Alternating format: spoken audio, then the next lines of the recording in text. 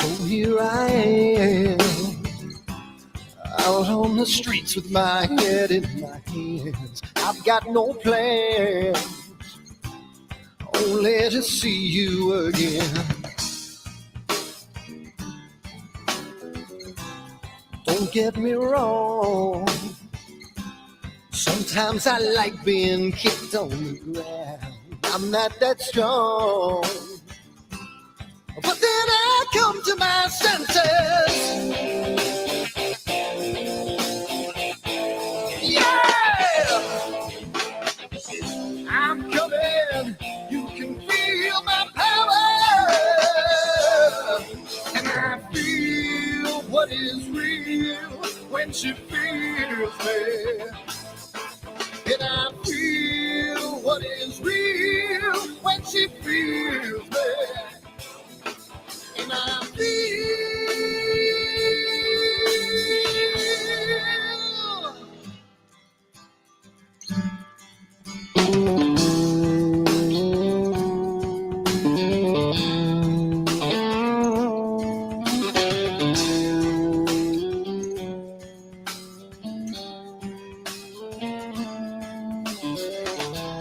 don't be afraid. Don't do that man with the scar on his face. It's a charade. It's just the way you've been living. Yeah! I'm coming. You can feel my power. And I feel what is real when she feels me.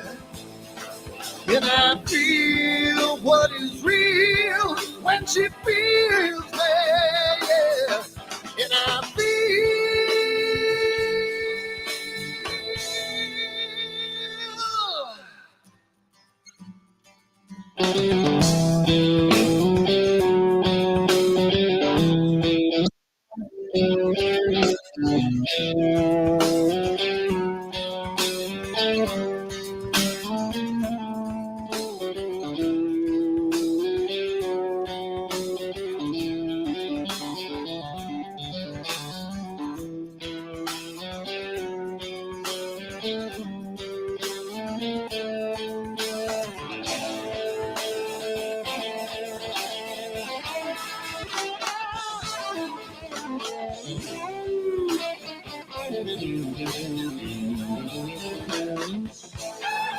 And I feel what is real when she feels me. And I feel what is real when she feels me. Yeah.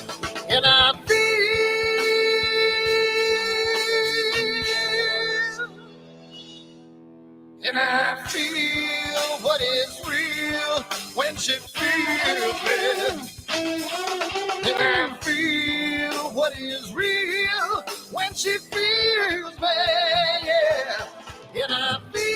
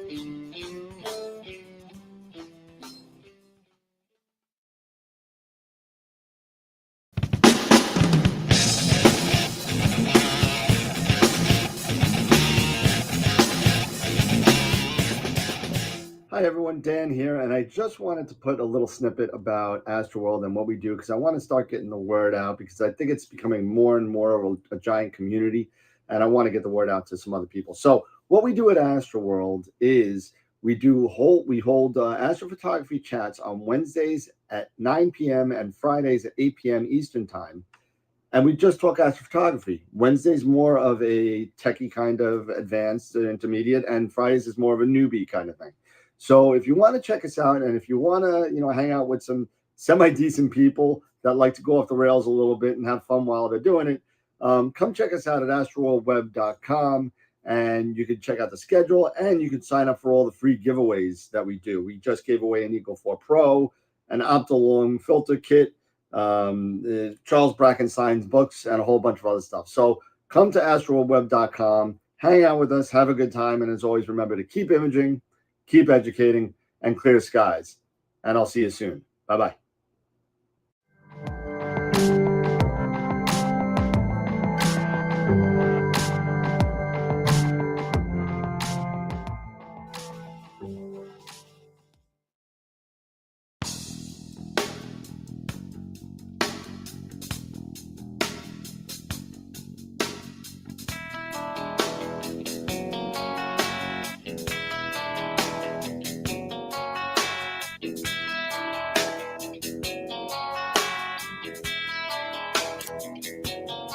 All right.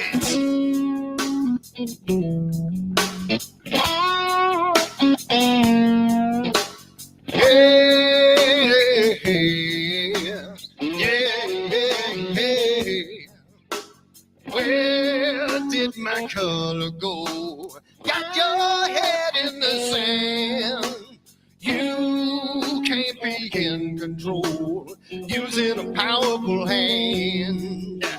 I wanna be you, I wanna see you. Don't taste the kisses of hate. Don't try to tell me, don't try to sell me, don't try to say it's too late. You're gonna push me to the edge, back me in a corner, making me stand in your shoes. Push me to the edge, hot little color is black and white and blue. Black and white and blue, yeah. All right.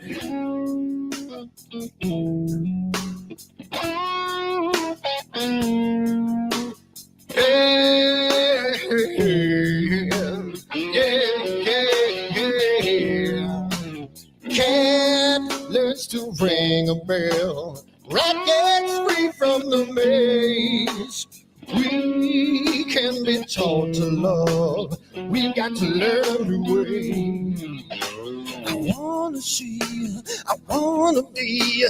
Don't taste the kisses of hate. Don't try to tell me, don't try to sell me, don't try to say it's too late. You're gonna push me to the edge, back me in a corner, making me stand in your shadows. Push me to the edge, that little color is black and white and blue. Black and white and blue. Yeah.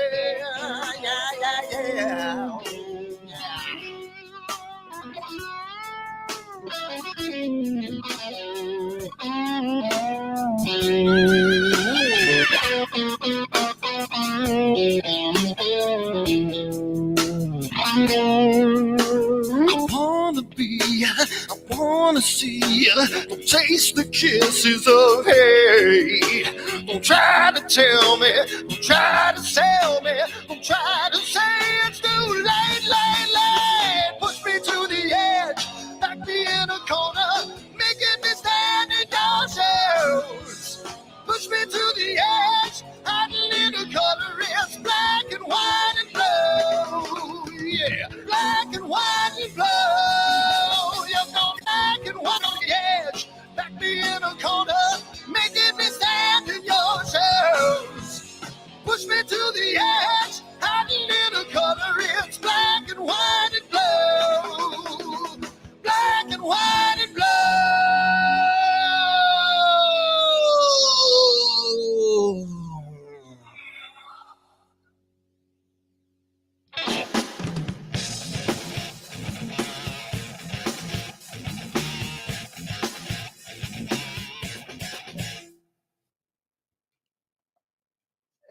everybody, what's going on? We're here again, and it is Wednesday night, and we all know what Wednesday night is. Hopefully, we do a lot of guests tonight, and tonight we are fortunate to have Jeff Geis from Dark Dragons Astronomy.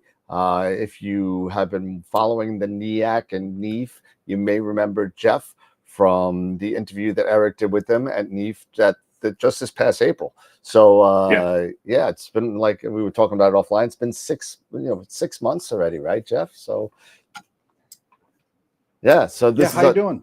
Yeah, so welcome to the show. It's great to have you. It was great meeting you and learning about your business and the observatory that you got going on, and it's a really, really cool thing.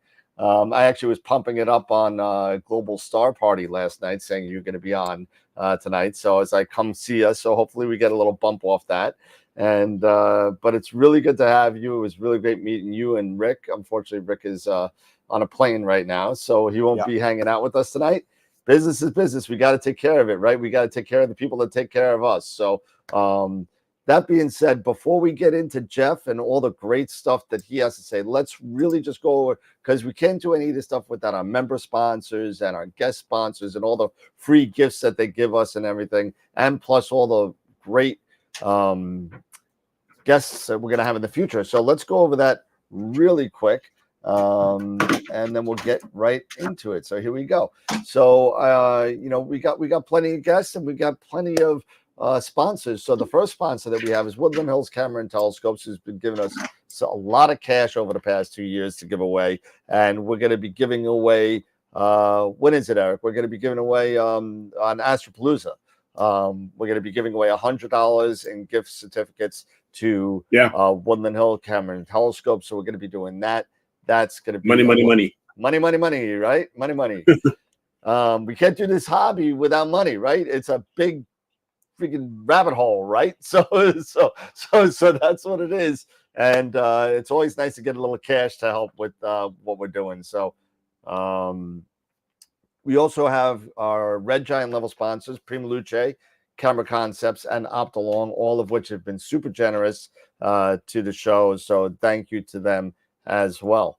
Our largest and biggest supporter right now at our super giant level is Masters of Pix Insight and IP4AP. These guys, Ron Breacher, Pete Proul, and Warren Keller, have been so awesome. We give away a free Masters of Pix Insight class every Friday night, since for like 2.5 years now. Plus, we're giving away a free IP4AP yearly subscription once a month, every month. If you're not involved with any of these and you're new to the show, go to www.astroworldweb.com. Go to giveaways and sign up for whatever giveaway you want to be involved in. There's a bunch of different wheels that we have, and this is just one of them. So get involved, be part of the 2,000 people that are actually chilling out and watching us every so often. So, and of course, our parent company right now, AstroWorld Telescopes. If you need anything, come check us out or give me a call at 516-273-3771 or give me an email. Our member sponsors are unbelievable. We have over 60 member sponsors through Patreon and or YouTube. Can't mention everybody, but we got to mention some of the top people. Sean Nielsen being one of the Off the Rails members, Bob and John, Quasar members, Dr. Ascari and Chris Fierksen, Charity George, Mike, Dave, Dan, and Tom over at the Black Hole, and all the other members that we have is just unbelievable. So thank you to everybody for your support, whether you're on Patreon or YouTube. It helps us buy our table at NEAF. It helps us get more gifts and giveaways to do every week like we like to do. So thank you so much, everybody. Tonight, like we said, we have Dark Dragons Astronomy here. We got Jeff Geis here. That's going to be tonight for the next hour or so. December 9th, we have Astropalooza 2, an unbelievable event. It's going to be crazy. You got to come see it. Last year was unbelievable, and this year we're topping it with guests such as Trevor Jones, Dylan O'Donnell, Sean Nielsen, Astro Stays, Scott Roberts, all the Masters of Picks Insight are back again. Charles Bracken, Dr. Sass, Wayne Parker, and Tom Bramwell. So it's going to be amazing. Come down and check it out. January 10th, Nico Carver is back. Nico Carver is going to be hanging out with us again and going over some of his tips and tricks for astrophotography.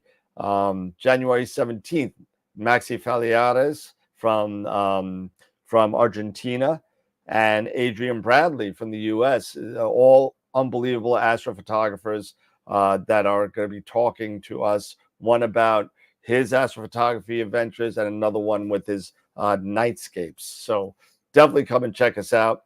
Coming soon, as soon as he releases APP 2.0, Mabula is going to be coming on, and Mabula Haverkamp, who is the creator of AstroPixel Processor, is going to be on with us as soon as the release happens, hopefully before the end of the year. So we'll see what happens with that.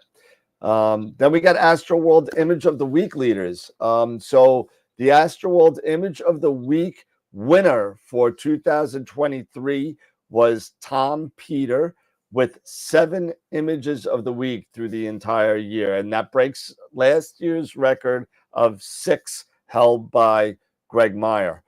So congratulations to Tom. AstroWorld Image of the Month winners, here you go.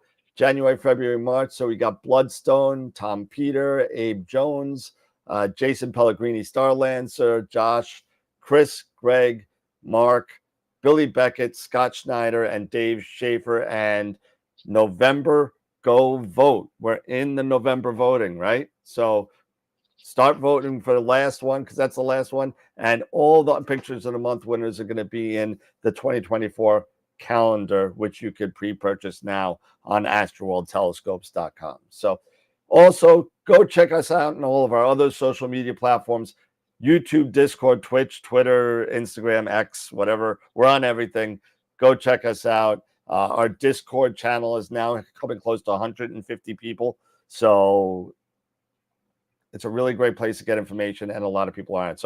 So that being said, we're going to go back to our regularly scheduled program, and we are on with Jeff Geis from Dark Dragons Astro. So welcome, Jeff. It's great to see you again. It's been a while, but welcome.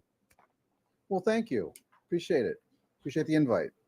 Yeah, absolutely. I mean, I've been pushing Dan to try to get you guys on as soon as I left NEAF. Yep.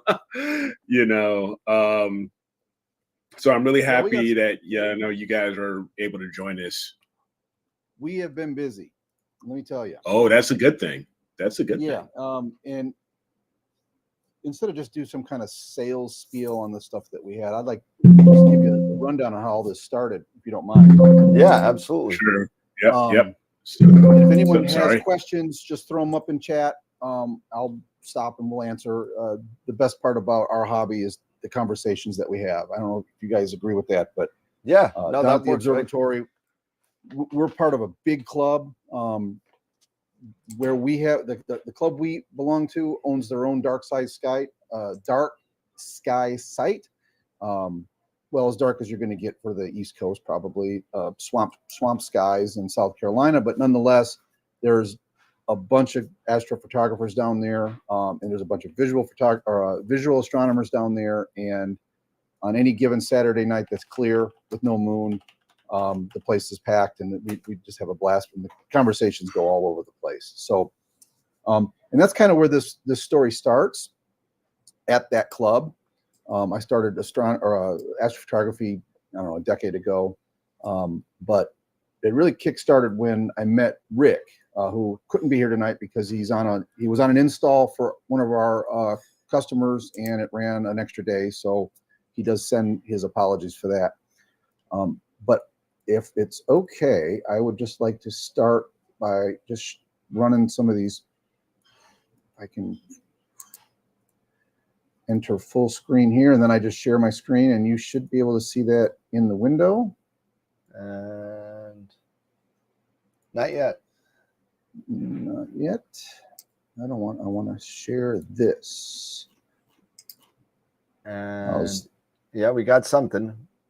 It's not showing the full. Here, let me maybe back it out of full screen. So I tested this and it's not showing that, is it? I got looks like I got the top part of your screen here. Hold on a second. It's like your top bar of your Mac is in the middle of the screen. Right. And that might make it less fun for everybody. Let's try this. Let's try this. There you How's go. that? That'll work. All right, I had to Okay. do it twice. Okay, now we're at full screen. All right, so any of us that have done astrophotography, we pretty much started as a setup and tear down imager. Most of us didn't start with an observatory, so being able to pack everything in the car, and that's kind of the norm. And some people, that's all they get to do. That's all they can do. We were fortunate, and our story will show that our club allows for its members to build their own observatories. So it all started with this little box, a little concrete form. They, concrete pour. There I am after we did it. That was the beginning of our little observatory. Well, then it grew, added a little extra section to that. And then at this point, me and Rick we've become friends. And I said, hey, Rick, I got this big pad down there. I have no plans on building anything on it right now, but I just kind of wanted to placehold that space because it was a good spot. I told him, I said, hey, use it anytime you want. So here we are on one of the first nights that the concrete was cured and we set up, and we're still carrying everything down with our cars. Then, the next thing you want to do is get a pier put in. Well, you don't necessarily need a building to have a pier put in, so I built my own pier and installed it. Now, I don't know if anyone's done this before, if you've built your own pier before, if you've got a facility that you can place a pier or a backyard that you can put a pier. I'm kind of a do-it-yourselfer, and I'm kind of a miser. So, believe it or not, when you got one of those EQ6 mounts, a brake rotor from a Malibu is a perfect adapter plate. I mean, it's the exact size that you need it to be. That's awesome. Right. That's great. So, and you can see I'm doing this in the garage. Actually, I'm just building this stuff at home, and I'm taking it down to the observatory and testing it. And there it is with the old EQ6 that I bought, my original mount that I had for a decade. Here it is installed on the pad. Once again, there's the concrete pad. There's the pier. It just made it a lot easier not having to bring the tripod every night. It made it a lot easier not having to find north every night. It was a lot quicker. You still had to bring the mount down and all your gear and your scope. You had to mount everything. We've done that. We've all done that. Yeah. Then Rick built. He got a pier. And you'll see it here. There's pier. He built one too. A little different, but it's fine. It works great. Well, then pandemic hit, and we were kind of stuck. So we're like, well, let's design the actual building now. So we got into Fusion 360 and we taught ourselves how to design this stuff. And there we are. There's our first kind of idea of how we were going to build our observatory. Wow. Right. And they're like, well, how are we going to move this thing? Right. We got this big roof. We don't want to, just pull it open. So we did what a lot of people did is we bought one of these gate openers, right? Bought one straight from Amazon. And I mean, I didn't have it an hour and we were already ripping it apart. We wanted to know how this thing worked. We wanted to know how we can co-opt it so we could use it the way we wanted to use it, not the way it was intended. Been taking pictures of all the boards. And we're like, oh my God, that's going to be kind of hard. We have to rip all that electronics out. And then this is where kind of the beginnings of Dark Dragons is. I work in heavy industry. Often I'm on a bulldozer. And, okay. I mentioned earlier when we were before the show started, I run a landfill. I've been in that waste business my whole life. And so I'm sitting on a bulldozer one day and there's this truck driver and he can't get his tarp off, right? And he's got a 2x4 and he's banging a motor just like this, trying to get the tarp to work. And it had nothing to do with the motor. He couldn't see it, but on the other side of the truck, there was a board sticking out the truck that was jamming the thing and it wasn't working. But it was like an epiphany for me. I had just bought that previously shown gate operator. I'm like, why don't do that? Use this. And I checked these things, and my God, they're only $120. You can get them from Amazon. And boy, they seem powerful, I said. So I bought one. And then in the garage, I started fashioning up a way to move the roof, right? Because that's really the hardest part, because there wasn't anything off the shelf that I thought was affordable, that Rick thought was affordable, that we wanted to, put our hard-earned cash on. This stuff's expensive, and you guys know that. The cameras are ridiculous. Filters. Oh, yeah. I mean, a little piece of glass. Oh yeah. I mean, at one point, I had a set of like 31, or what was it, the 32 millimeter or the 31 millimeter thread-in filters. Yep. And I weighed one, and then I divided it by the cost. I'm like, these things are more expensive than gold. These little tiny pieces of gold. I mean, really, these narrow band filters, if they're good quality, they are not cheap. I'm like, I'd rather spend the money on that kind of stuff than on, an expensive motor for the building. So, and I have some skills. So here we go. We start building what, might be a way to move the roof with a motor instead of pulling it with a rope or a hand crank. So right here, you're seeing this is like Dragon Lair roof version 1.1, or probably beta 1 or alpha 1. Wow. Yeah, this was literally, oh, you know what? Let me kill that audio. That's noisy. But basically here it is. There's the tarp motor for a dump truck, and it's just driving a couple of gears and some chains, and I'm just putting it in a loop to see if it looks like it might work. And boy, it did. A couple weeks after that, we started actually building the observatory. Had some help. There was 3 of us out there. We took a week off of work. So we basically worked for a full 8 days, and sometimes it rained. Oh my God. Yeah. Sorry about the noise. Jeez. Yeah. So we were lucky. We only had one of these, but we're down in the Carolinas, so this is not an uncommon thing, right? Anything Right. near the ocean. So here we go. We're starting to get what it looks like a building at this point. Oh, this is actually kind of fun if I can show you this. So over the 8 days, we get this thing built. And here's a little time lapse of how you put together an observatory. Now, we did change the design a little bit from the 3D model that you saw earlier. Instead of the roof, like most of these observatories, the roof rolls away from the building and is kind of parked in midair on what we call those outriggers. Okay. Yep. We decided to put our control room in between where those outriggers normally would be. So that back area now becomes our control room. And you'll see pictures of it inside. And it really has worked out great. And we haven't seen another one like it. So basically, it just looks like a big, long building with the roof that rolls off. Wow. Forward. There's the roof. See the roof getting moved a little bit? Yep. Putting the timbers in. So this was all done in 8 days. Oh my God. You come to my house anytime. Don't worry. So then this is inside. This is where the control room is going to be. But the most important, we were in May in South Carolina. It was already 90 degrees. So the first thing we needed to do once we had a walled off room was put the air conditioning in. There I am. We're doing work. Now, this is an important one because that little roof motor that you saw me working in the garage, this was our foot of it. Now, at this point, behind that white piece of steel is that tarp motor, and it's basically just running a couple wires down to a car battery, and we're just going to hold them to the contacts. There we go.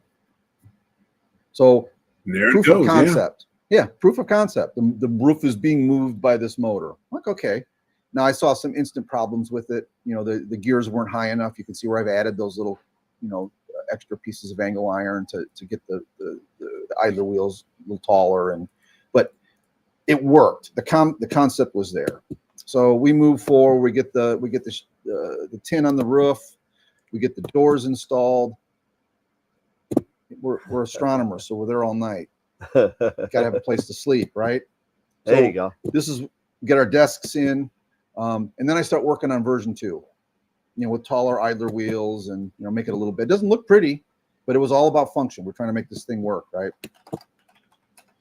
Here's the first time there was an actual telescope in the observatory. Still got wood on the floor, and there's still 2x4s. Rick's piers back in the corner. He hasn't even got it in yet. We're running our fiber optics in. We're pretty lucky at our club. We have gigabit fiber right down to the network, or right down to the observatory. Wow, That's awesome. And each of the observatories have fiber directly into the building. They had a lightning strike about 7 or 8 years ago, and it took out a bunch of what do you call those eagles? The control system. The Prima Luce Eagles. oh Yeah, took out a couple of those. Took out the no. boards on a plane wave. Took out motherboards on some software BIS MITs. wow. I mean, it was That's yes. not good. So the club said no more, and it went through the network cable. It didn't go through the AC voltage, because all that was managed. The networking. So over the next couple of years, the club went to 100% optical fiber to each of the buildings, so there's no chance that you could get one of those again. There you go. So Rick That's the gets his Ioptron 120 in there. You can see my EQ6 back in the corner there. And now we actually get to start imaging. Well, we had to modify his pier because the new mount, so we just built one and welded it up ourselves. Used basically some dimensions that we found online. Put in some security cameras, right? And here we are. We're actually got 2 rigs. At this point, I just traded up to an EQ8, which I still have. Great mount. Okay. Yeah. Okay. I got one on my pier. no, that mount is awesome. Now, I had to modify it because it's got a design flaw. I don't know if you knew about this, right? The stepper motors are on the one side, on both sides. So if you go like unmounted, the thing will always rock to the left. Yep. Well, I just put a bunch of weights on the right. There you go. So I got a stack of plates like 3 inches thick of steel plates bolted on the right side of the mount, and now it'll actually balance with nothing on it, and it tracks a lot better, by the way. I'm so sure. now Yeah, we're actually starting to get to work here. And guys, if there's anything here that you want me to stop at, I'm trying to run through this early part quick because No, there's a that's lot of okay. cool It's stuff good. at the end. And here we are. We got a fold down rear wall, and we're starting to image. We're starting to get good data. Starting to get good tracking. I mean, look at that. Wow, look at that graph. 0.43. Jeez. Yeah. Now, this is what happens when you have an observatory. Number one, even a little bit of wind is blocked by these walls. Once you get these mounts permanently set on a really good pier and lock them down, you don't have to mess with them. It's such a luxury, I know, and some people just don't have that option. If you do, I highly recommend it because it's very possible you can get results like this no matter where you are. And then basically me and Rick just kind of commingled all our astronomy gear. Yeah. So at some point it stopped being like mine or his, it was just ours. So at this point we got all our scopes on. Yeah, just which scope do you want to use this this season? Well, it's galaxy season, so let's take the RCs off the shelf and put them up on there. Yeah, you need a dovetail. We got all the dovetail. You got a comment on there calling it astro porn. So it is. It is. So let me click on make sure I got the comments on so I can see those as they come in. I don't see them yet. Not seeing those, so maybe they're in another place, but that's fine. If you see any questions, just forward them to me, okay? Yep. Let me know or speak them out. Sure. Yep. All right, so let's go back to the video. So, we start having some fun with this thing. We're imaging, and the roof's working pretty cool. Now, at this point, it's still all manual, right? So what you guys saw at the show hadn't even been thought of yet, right? So at this point, Rick's probably in the back there holding the button down, and I'd wanted to get some video of it, opening the roof. We were still pretty proud of just the mechanics of it, right? That we came up with this. Then we added red lights so we could run light at night, and if we needed to maintain something, we could go and dim the red lights. And because this is a shared facility, there's a lot of people out there, there's a lot of visual guys out there. Sure. We got to be very sensitive to that. So we built this facility, or we built our building with like black rubber flaps anywhere that light could get out. We didn't want to, kill anyone's night vision.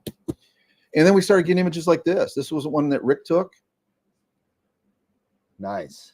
The great thing about when you have an observatory is now you're no longer having to race to get an image. You can relax, right? You can spend time and breathe. You can soak your camera with photons. I think he had like 25 hours in this one. Wow. Here's my heart. I got 35 hours in this one. This is bicolor. Yeah. I was just blown away when I was able to get this in South Carolina, right?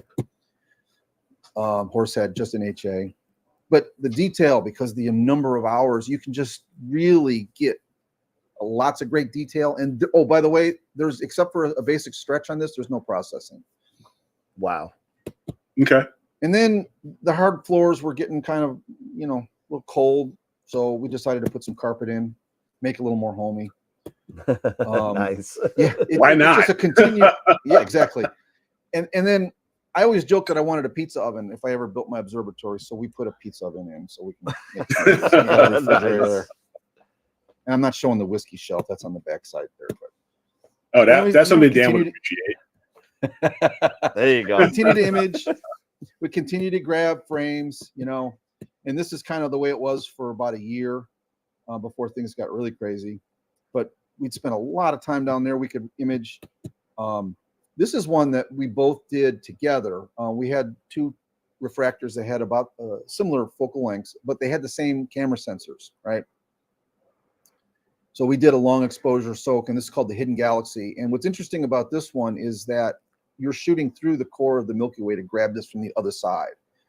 So it's very faint. Yeah, and it's easy to mess up because there's so much noise in between you and it. But we were pretty happy with how that turned out. That was like our first collaboration, two different scopes. He ran RGB with an RGB camera, and I ran just the narrowband and the L, because that's all I had the filters for on that rig. He taught me K-stars. We basically started using Indy or Linux exclusively with the Indy drivers.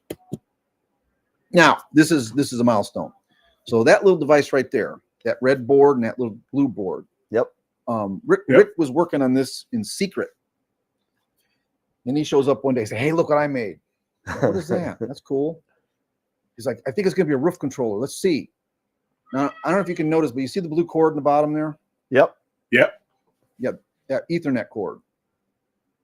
Yeah, I got it. Yeah. So now it's networked. So and then he writes the software for this thing, and he writes an Indy driver.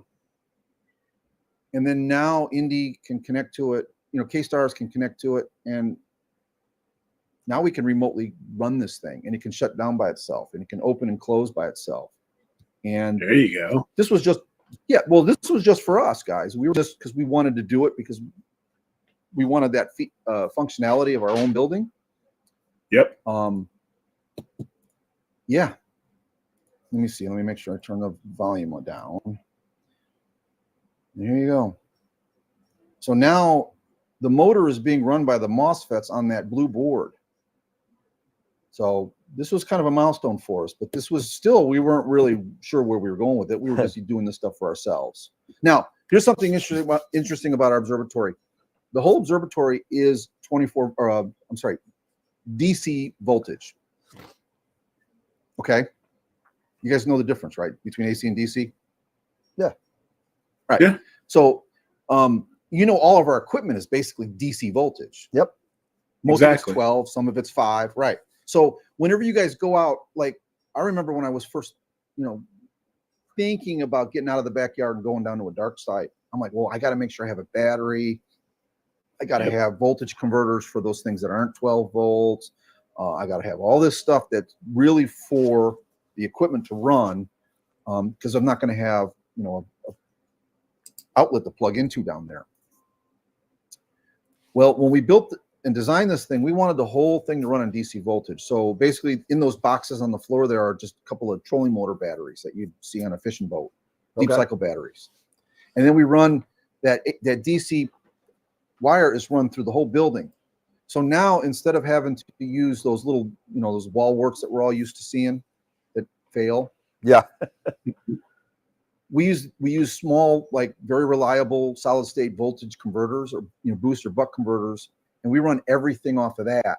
So we could have a hurricane come through and take out AC power, and they could be down for a week. This system will keep running. We could keep imaging. But what this is really ideally suited for, we didn't even think about it at the time, is for these completely remote facilities or remote observatories. So imagine someone's got, grandma's got a farm out, 2 hours away from the city, and she's got 40 acres and a nice little hill on the top, but there's no power out there. So someone could literally build an observatory out there, and if you did it with like an AC or with a solar panel, charged some DC batteries, as long as you had a network out there, you could run that thing remotely and get better than average, astrophotography images or results. So Rick continues to go off the deep end, and he teaches himself circuit design. So this is the Dragon Lair Roof Controller 1. Now, let me say about Dark Dragons, the name. When we built the observatory, I asked Rick, I said, hey, Rick, why don't you just ask your daughter? Because you got to name it. Everyone names their observatory. I don't know why they do that. It's like a boat. They name them, right? Right. So he asked her, and he came back like a week later. He's like, she came up with the idea of Dark Dragons Observatory. I'm like, oh, that's pretty cool. I like it. So it stuck. Nice. So then when we decided to make these devices, that name stuck too. Nice. That's awesome. All right, let me keep moving through. So then we added some flooring. We added a deck over the wiring back by where the piers are. Turned out real nice. We were pretty happy with it. Yeah. And then we decided to start a company. And this is where I tell you what, if you want to stop doing astrophotography, start an astro business. Yeah, I feel you. I feel your pain. Trust me. And it's funny because our buddies down there will say, "Hey, you're not down here imaging so much." I'm like, "Yeah, but I'm down here and I'm building this equipment and I'm having a blast with it." Right? Yeah. It's just it's not even like work really. Nope. Yeah. So we just keep making these little devices. This is a little UPS device that we just use for ourselves, but this will be a product one day. What this does is it monitors that 12-volt system I was telling you about. Yep. So if the charging system goes down and the voltage drops below a preset limit, this device then tells your mount, or basically the PC that's running your mount, bad weather, and then that tells the roof to close. So we're tricking the roof to close based on the voltage in our DC battery pack. Oh, there you Interesting. Yeah. Oh, Rick's full of these ideas. So now I don't know about you guys, but a lot of us are makers, right? I've noticed that a lot of astrophotographers or astronomers are kind of makers on the side. Like they have 3D printers, or they like to build things, or like to design things. And I've already been doing this before I was an astronomer, so it just kind of fit right in. So a lot of the stuff we were able to do is like just rapid prototyping, come up with a cool idea, literally make something out of plastic that you can hold and look at and turn around in your hand. And will it work? No, throw it away, make another one, change it. Like hand controller, boxes and things like that. So now the clutter starts because we start actually building things. And then we start designing logos, and we come up with that for our company's logo, which we like. Then it's time to update that version 2 on the wall. So we get into Fusion 360 and we start fiddling around with it, and we start looking at like, well, let's make it look more professional. Let's use, better metal. And let's use instead of me making it in the garage or in the shop, let's, find a fabricator that can cut these things precisely.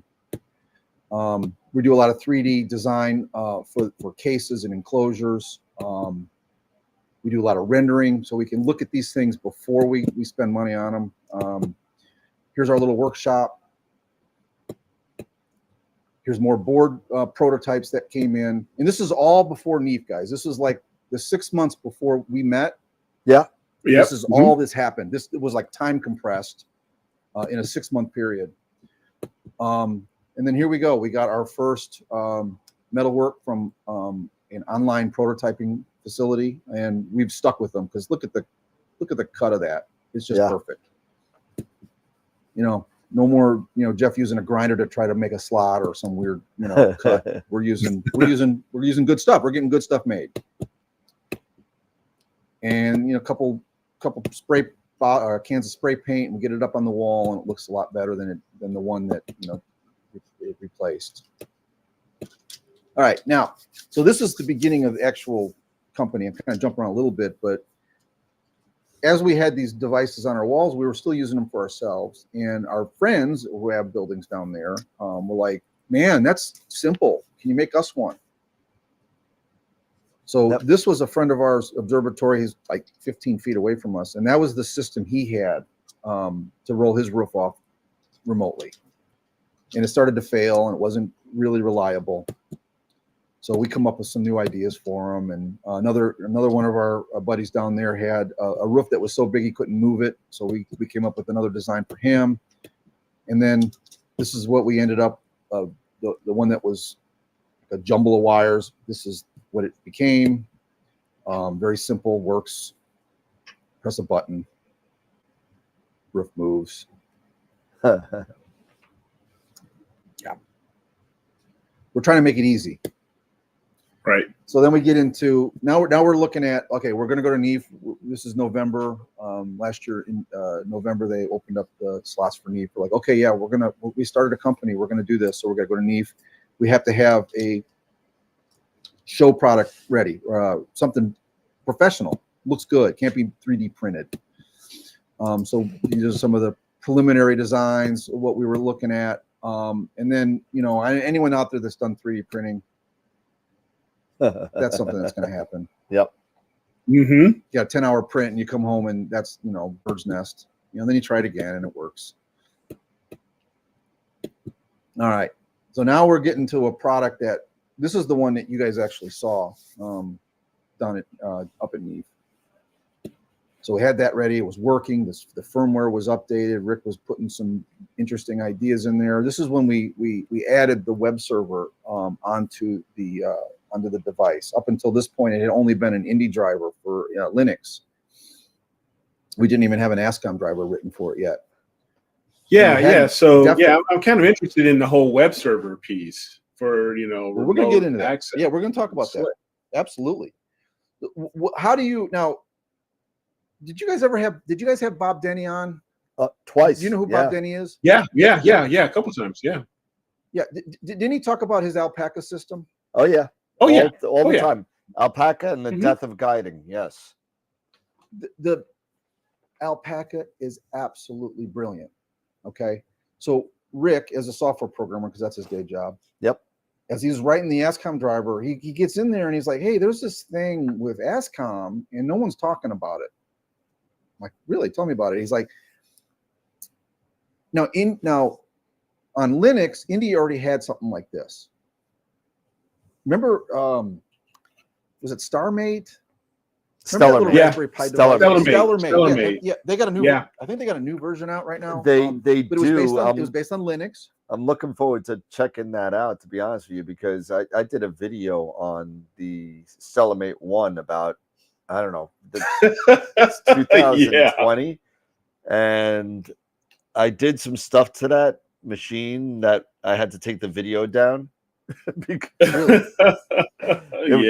man. Yeah. But yeah, I'm looking forward to StellarMate too. So yeah, this one's a lot. I'm sure there's a lot. It has many more improvements, especially now that it's more Linux based. Well, here's the interesting thing about that StellarMate, because it ran on Linux, right? Yeah. Right. Did it run K-Stars? It did. It did run K-Stars. Yeah. Now, what's great about Indy is that it allows for web devices.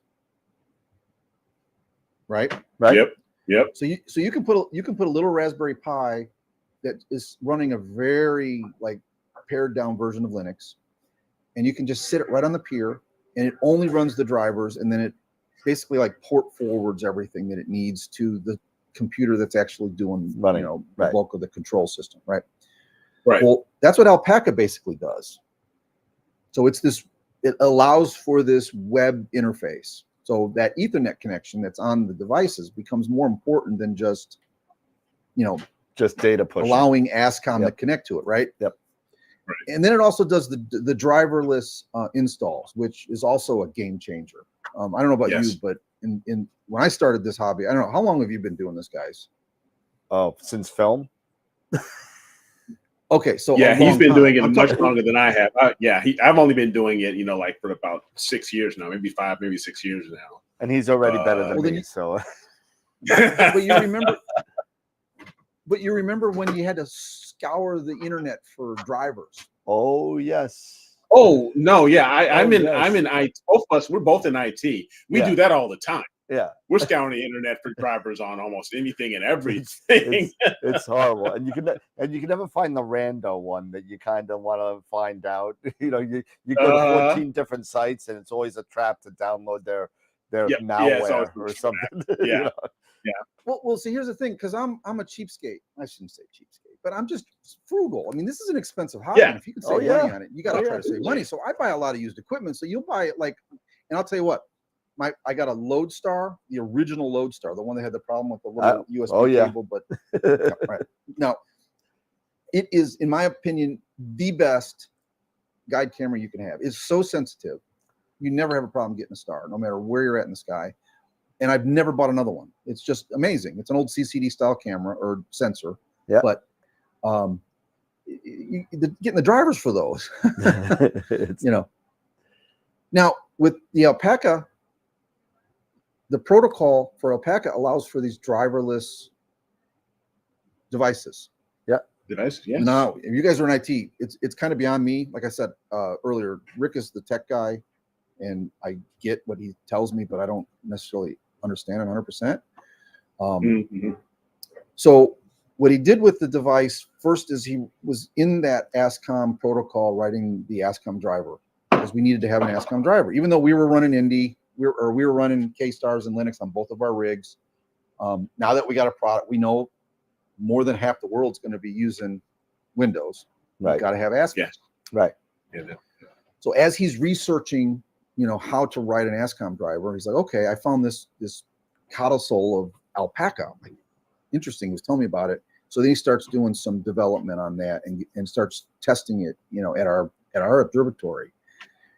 Now this is before the web server went in it. So this is just the driverless portion of it. And I'm like, oh, how cool. Then you download Nina, or before I was a Linux guy, I was a SGP guy. I love SGP. Yeah. And we met those guys at NEAF and NIAC, and they're really Jared cool. and those guys. Yeah. Yeah, they're great. Yeah. I keep up my subscription to that because I don't want that to go away. Anyways,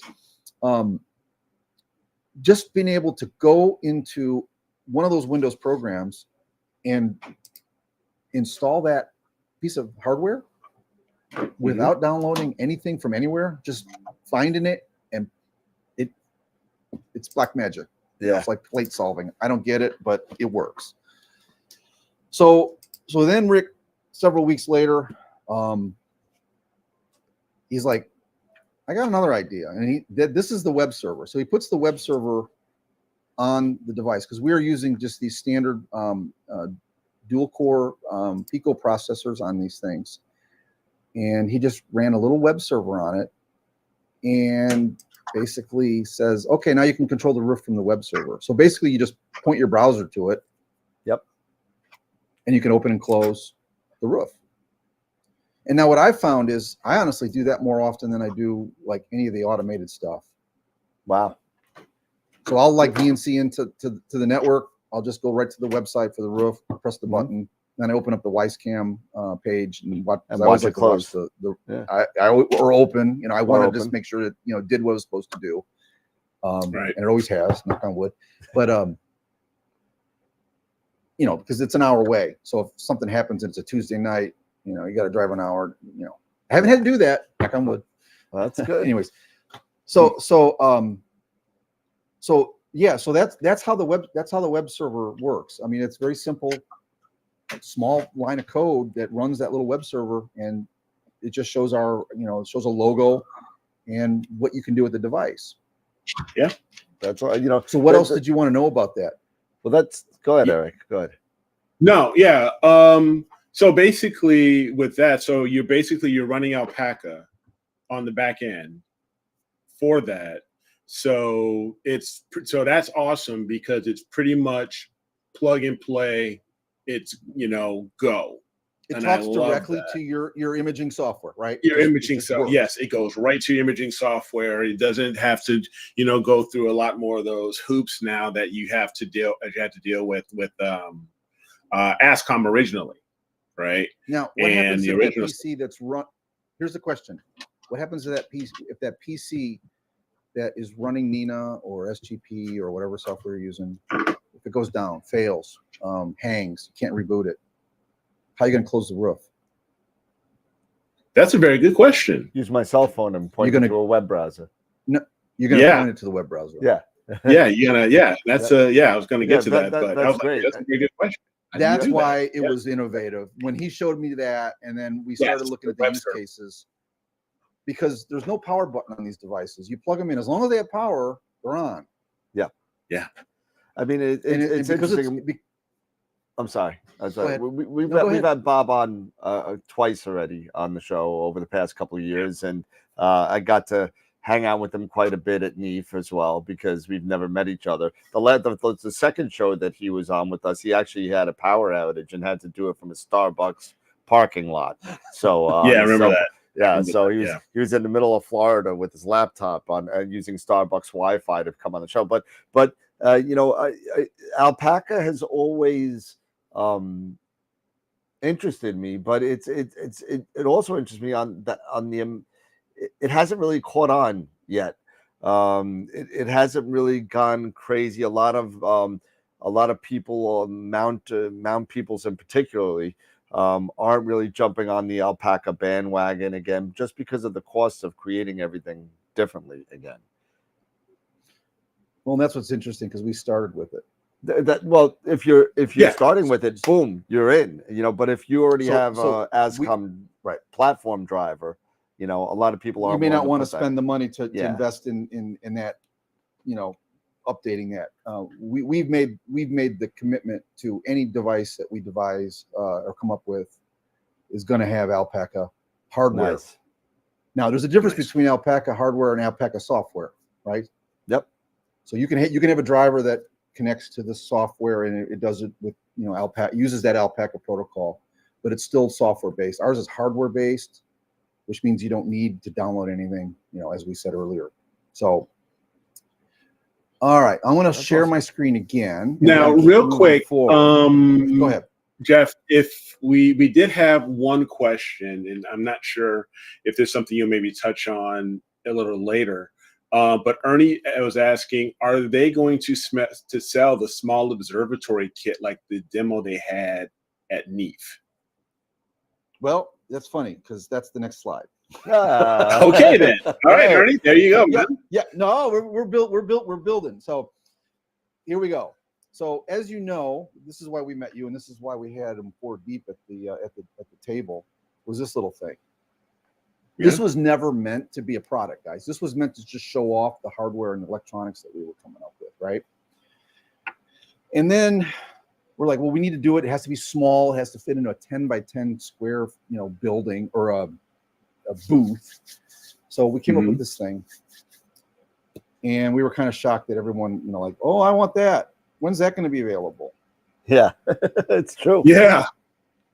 Right. When's that going to be available? Oh, I want that. Well, there it is right there. This is the one we took to New York. I mean, this was it. We built it and we took it down and laid it against the back wall of our observatory. And, and then every Sunday or Saturday, we would, as we were testing it, we would build it again. We got so good at building it, we could put it together in 30 minutes or less. Wow. Yeah. Using these tiny little motors. Yeah. There's against that's awesome. the big building. And then we're like, well, we got to have a demonstration. We got to have a scope in the middle. No one would believe it would work. So we put a little 8-inch RC in there. I say little, but the scopes that we're working with now, this is definitely little. Yeah, exactly. Now, if you remember, it wasn't finished. It looked just like this. We didn't have any, cladding on it. We didn't have a front door on it. Yep. We wanted it was a skeleton. But the interesting part for the folks that didn't come to NEAF, right here, are these slides. So what we do is we use these industrial drawer slides. Often you'll see these in heavy equipment trucks where they got their big impact wrenches and big parts will be at the bottom shelf, and they're big. Yeah. These things are rated for 500 pounds. And we found them, fairly cheap online, and we got them and we installed them, and it slid real nice. Here we are putting the thing together. It's our buddy Justin, and we're using basically the same style of gear system as the big building. A couple of idler wheels. There's the Dragon Lair right there. No enclosure, just bare board. We had designs for the enclosure. I had an order in for our manufacturer for the enclosures, but guess what? They didn't show up until the week we got back from NEAF. Bummer. So we were scrambling. We were like, well, we have to show our equipment off, right? So we built this little aluminum board, and we got some signs. We did the best we could to show our best face forward. We also had a couple other devices. We had a Dragon, we call it Dragon Fire, which is that device in the middle. It controls power. That actually allow you to power cycle like a Nook, right? Okay. Or a camera. Same thing, because it's got the wireless, or I'm sorry, the driverless hardware alpaca, and it has the web server built in. As long as your network was up, you could reboot that computer that was hanging. One that we were talking about earlier, Eric. Yep. Yeah. And then we got to NEAF and we saw that Pegasus Astro had, and we said, we're not going to develop that rest of that. Theirs was better. Those are nice guys too, by the way. Highly recommend their stuff. Our booth was right next to theirs, and they had that Ultimate Power Box. That was the launch for that product, and we saw it, and we're like, nope, we're gonna not spend any more time on the fire. That's Evans and Andrews. Right. Yeah. Super guys. Yep. So stuff, for the booth. There's NIAC the day before the show. I mean, look where they put us. We're right in front of Prima Luce, and you can't see it. In front of us is Planewave. Yep. And over here to the left, remember, Software Bisque. Software Bisque, and I'm right like, on the other side. Yep. Yeah. And I'm like, pressure. Right? Pressure. But on the second day, we had the guy from Software Bisque. There's the motor on the table. See that on the left side, that little motor with the white. Yep. Yeah. The little motor there. Yep. I remember that. The guy come over. I forgot his name. Sorry. I'm sure I'll remember it after the show. But he comes over. He's like, "Can I borrow your motor?" I'm like, "Yeah, sure, go ahead." And he takes it back. He's got someone looking at one of his MEs. He's got those big ME mounts over there. Yep. I was like, "Man, anything to get a sale, go show him, whatever." And then he takes the motor back, and he's showing his potential customer there. And then he points at us, and they're waving. I'm like, "This is an amazing industry." Yep. Now we're not making mounts, and we're not, competing directly with those people, but still that they would have it was just super sweet and nice that they would be that open and to some new, the new guys, right? Yeah. There's my family. They came up and they helped us set up, and there's Rick and I before, all proud fathers of our new little baby. Nice. All right. So if you remember NIAC, there was a long meeting the second day, like a long conference. I think that was the keynote, right? I forgot who it was. We weren't there to see the shows. We were there to be part of it. Rick's like, "Hey, we got an hour and a half. Let's sneak out and go over to NEAF and set up." So we took the mini layer in the van that we rented, and we set that thing up in an hour. And we were back before we set that thing up. And there it is before that the keynote let out at NIAC. And this is where we met you guys. Yep. And I don't have a whole lot of pictures from the show itself because we were so busy talking to people. And then we get back. On the Wednesday we get back, the enclosures arrive. God damn it. So we would have looked a lot better if we had all our enclosures instead of having just the boards, right? But right. It is what it is. So- you know what? Not Right. for nothing. I thought, you know, being new to the business, I mean, and you just coming out for your first time to a show like this, I think it says a lot that you know, we all see the nice and boxes. We don't usually see the electronics and stuff inside and how it actually works. And when you and Eric and myself were talking over at NEEF, you were able to discuss and show all the workings of all the innards of it. And I thought that, you know, that says a lot. I appreciate that. You know, here was the thing: the timing wasn't 100% perfect for us. If it would have been this past summer, we would have been our product line would have been more mature, right?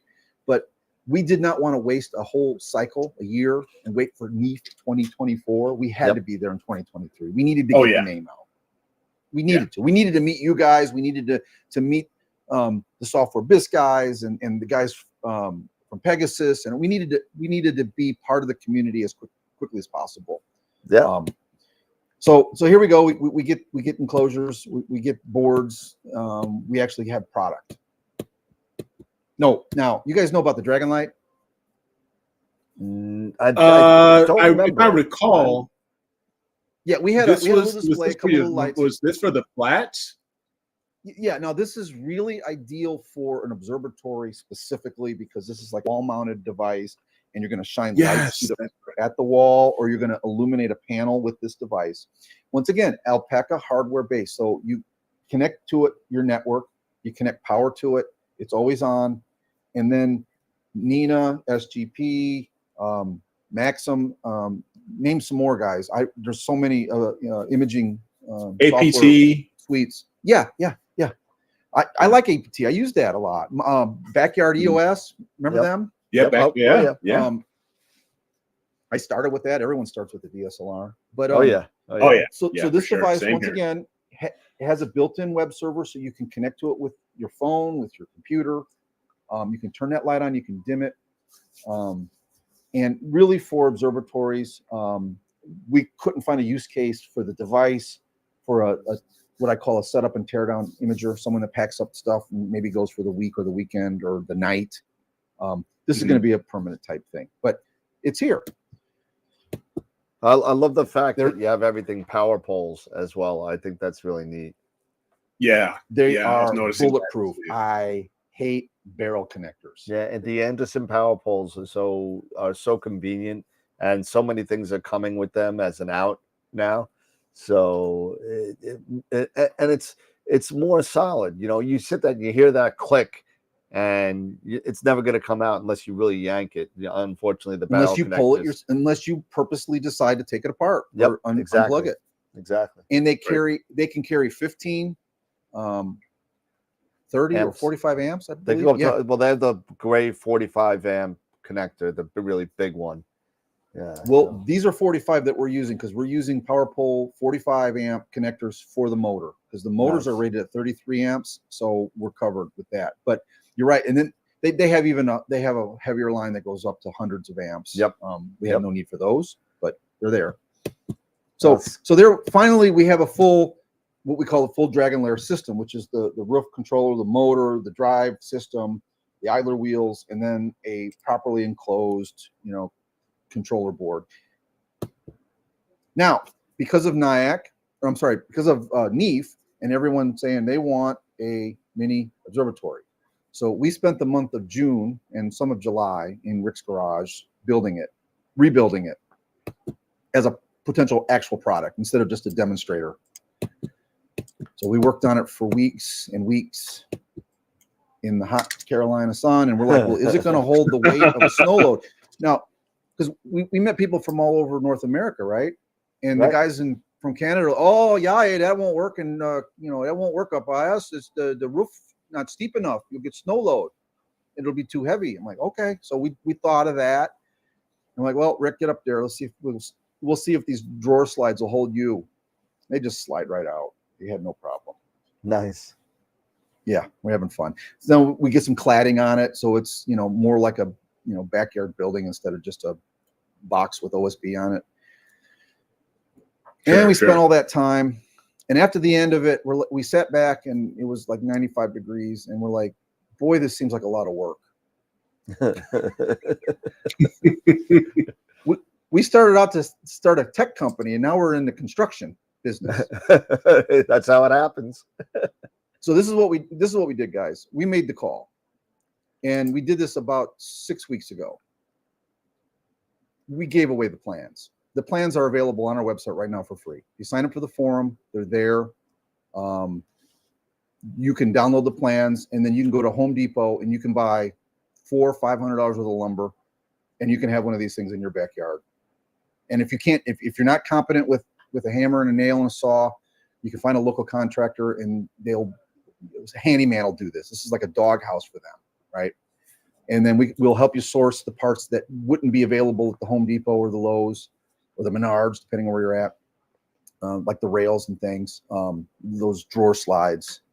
And we're hoping to build a forum community for observatories that people will, modify these for their environment. Maybe use, instead of the LP siding we're using here, maybe they want to put brick on it because their homeowners association requires it. Sure. Yeah. So we're like, we could sell these things. I remember, Eric, we were talking, and you're like, how much, would you sell this thing for? I'm like, well, I don't know, maybe $2,500. And you're like, oh my God, yeah. 100%. Well, we looked at it would be like so budget friendly. We looked at shipping them. The shipping cost would have been like $1,100 just to get it halfway across the country, and it was ridiculous because we're like, no one's going to do that. This lumber is just wood, right? So we made the call. It's free. It's out there right now. Go to darkdragonsastro.com and sign up on the forum, and you'll see the plans are there. And all we ask is if you do build one or you modify it, post some pictures. We're trying to build a community there. So, and we've got designs because we've built 8-footers, and we got pictures coming up on those. We've built the one that we built. The first one was a 12 by 26. We've got a lot of experience, and we help our friends who are building them. So we've been putting a lot of nails in observatories over the last couple of years.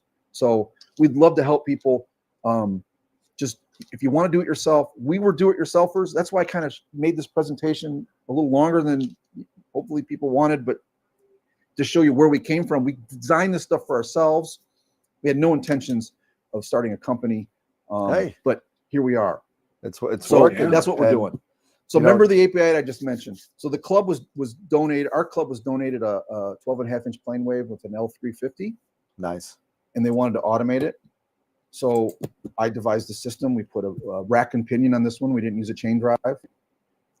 We found a really affordable option for, gate openers, right? People use them for this stuff all the time.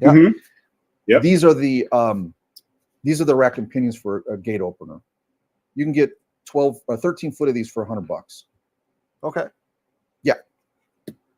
So you got a question on here from Ernie again. He said, do you have an idea of the total costs that it would take to build the small one? Well, about $700 with roofing and all that. Lumber prices go up and down. Right. So what we did is the one that here, let me back up. This one, this was our second prototype. Yep.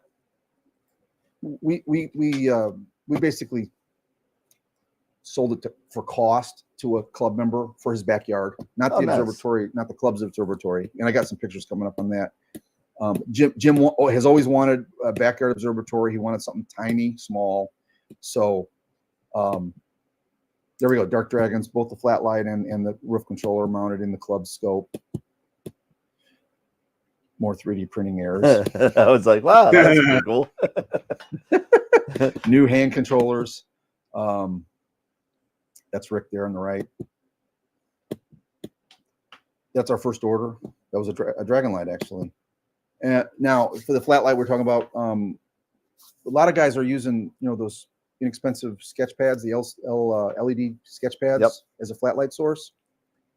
Well, if you peel the backing on them and you cut the little board off of them, they got two wires, a red one and a black one. Well, they're just LED lights, and our controller will run them. So you just basically splice in a wire to an RCA jack, and then you plug it into the Dragon Light, and then now you've got literally a remote controllable, web-based Alpaca ASCOM hardware-based light panel for You know, those things are like $50, and this was for a 12-inch scope. So try to buy an EL panel for a 12-inch scope. Yeah. Yep. Or under that price, right? There it is working. You can see the mods right there in the bottom, right? Yep.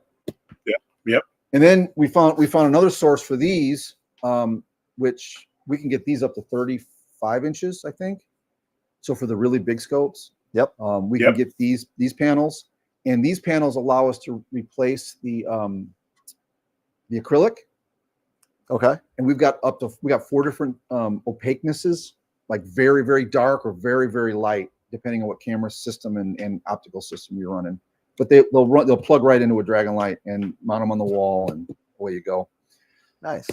There's another friend of ours. You guys, go ahead, Eric. No, yeah. Mark was asking, can your equipment be used with a modified backyard garden shed?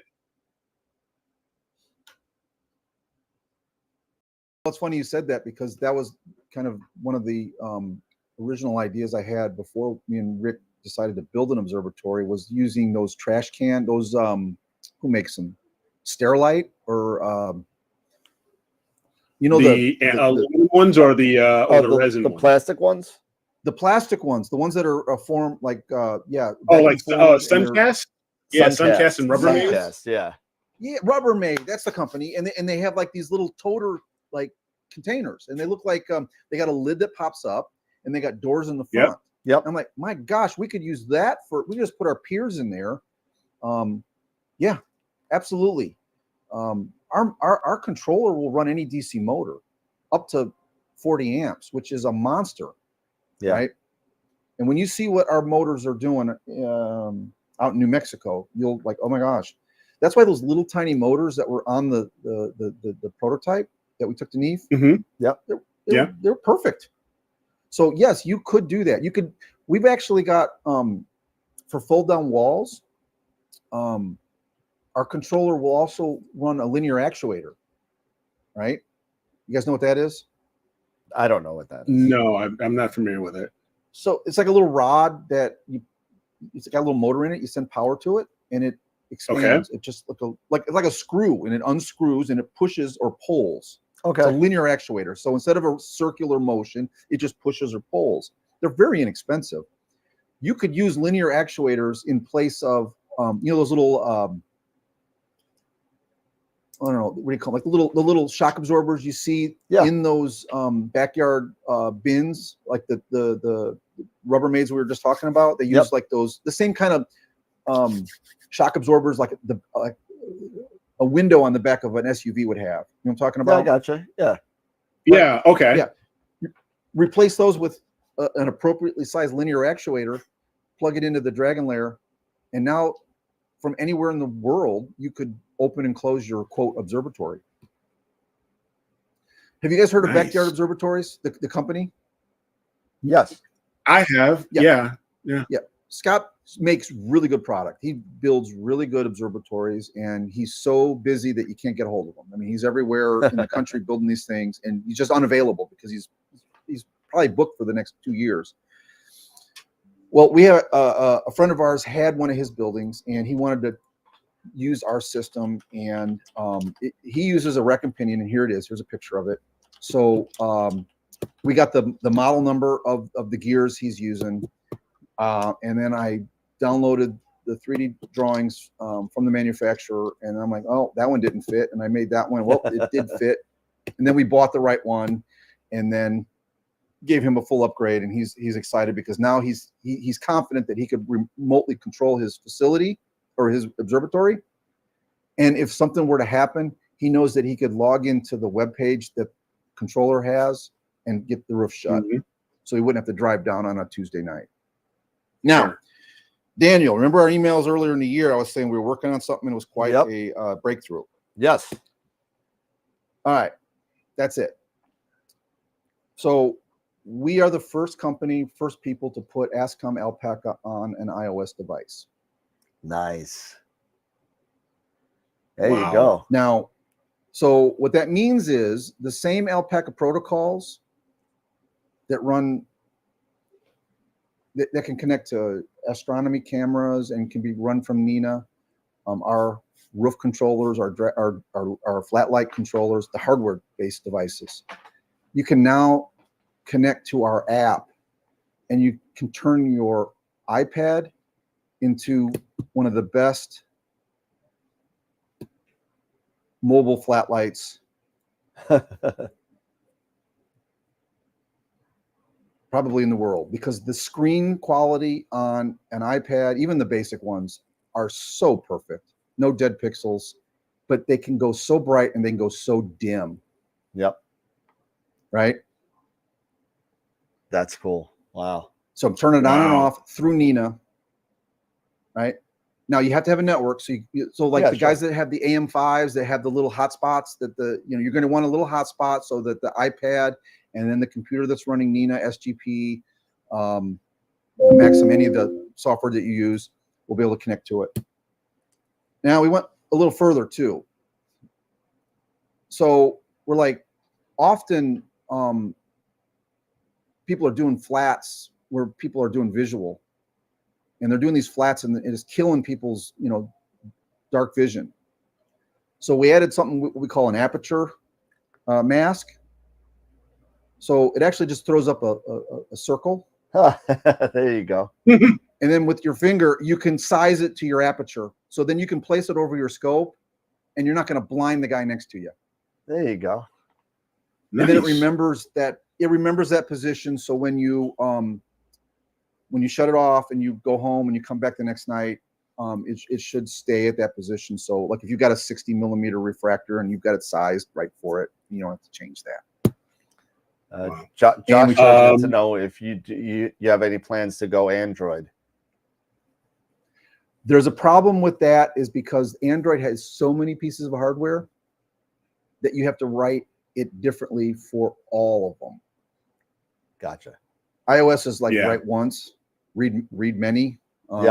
We don't. It's just me and Rick. We do not have the manpower to write code for all those different types of So right now, at least right now, it's just going to be iOS. I am sorry about that, guys, but we're charging $10 for it.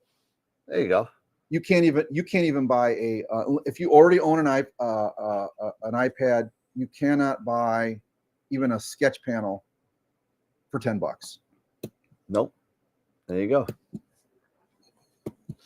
All right, let's flash forward a little bit. So we made some changes. We've updated the Dragon Lair. We're now using, before we had some less expensive 3.5 millimeter plugs for the safety sensors. We switched to an industrial push type connection that required a change in the enclosure. The mounts for the roof control or for the roof motor are no longer, we don't make those in house. We're using that same fab shop that does laser cut, high end, very precise work. And there it is mounted on the wall. Nice. Yeah.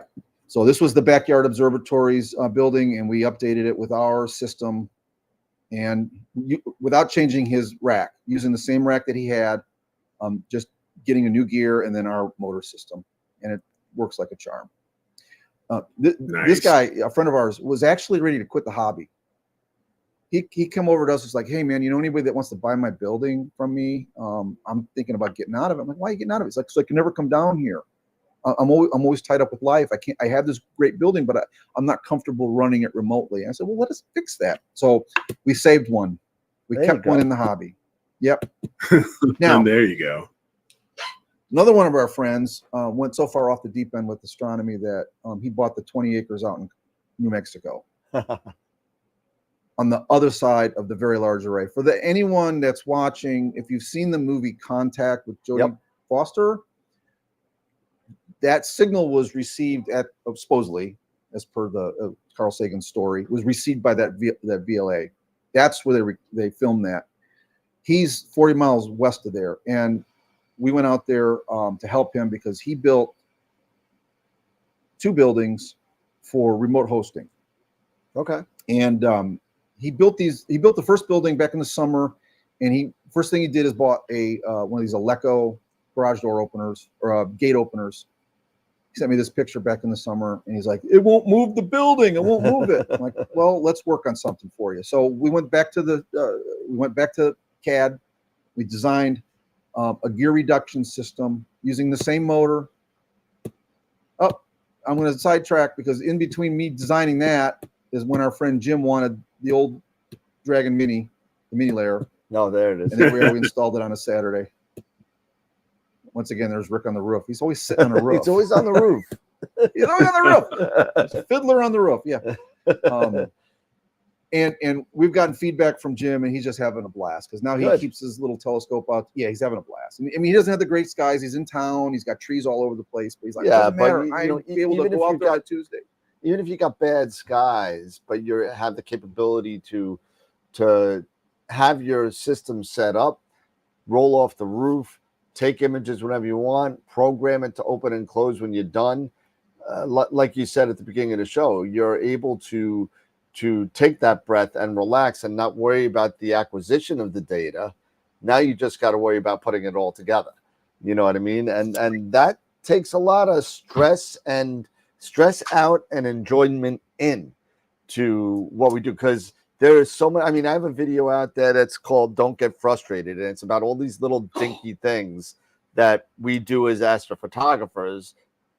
That even people that have tons of experience, like forgetting to take the freaking lens cap off, or put it, or not having the plug in, not that you have a USB plug in the right port, or something silly like that. And you know what? If you have everything set up and you don't have to worry about any of that kind of stuff, and you just literally and put an environmental sensor on there so it opens and closes where it senses a cloudy or a raindrop, you know, then it closes and opens. And you know what?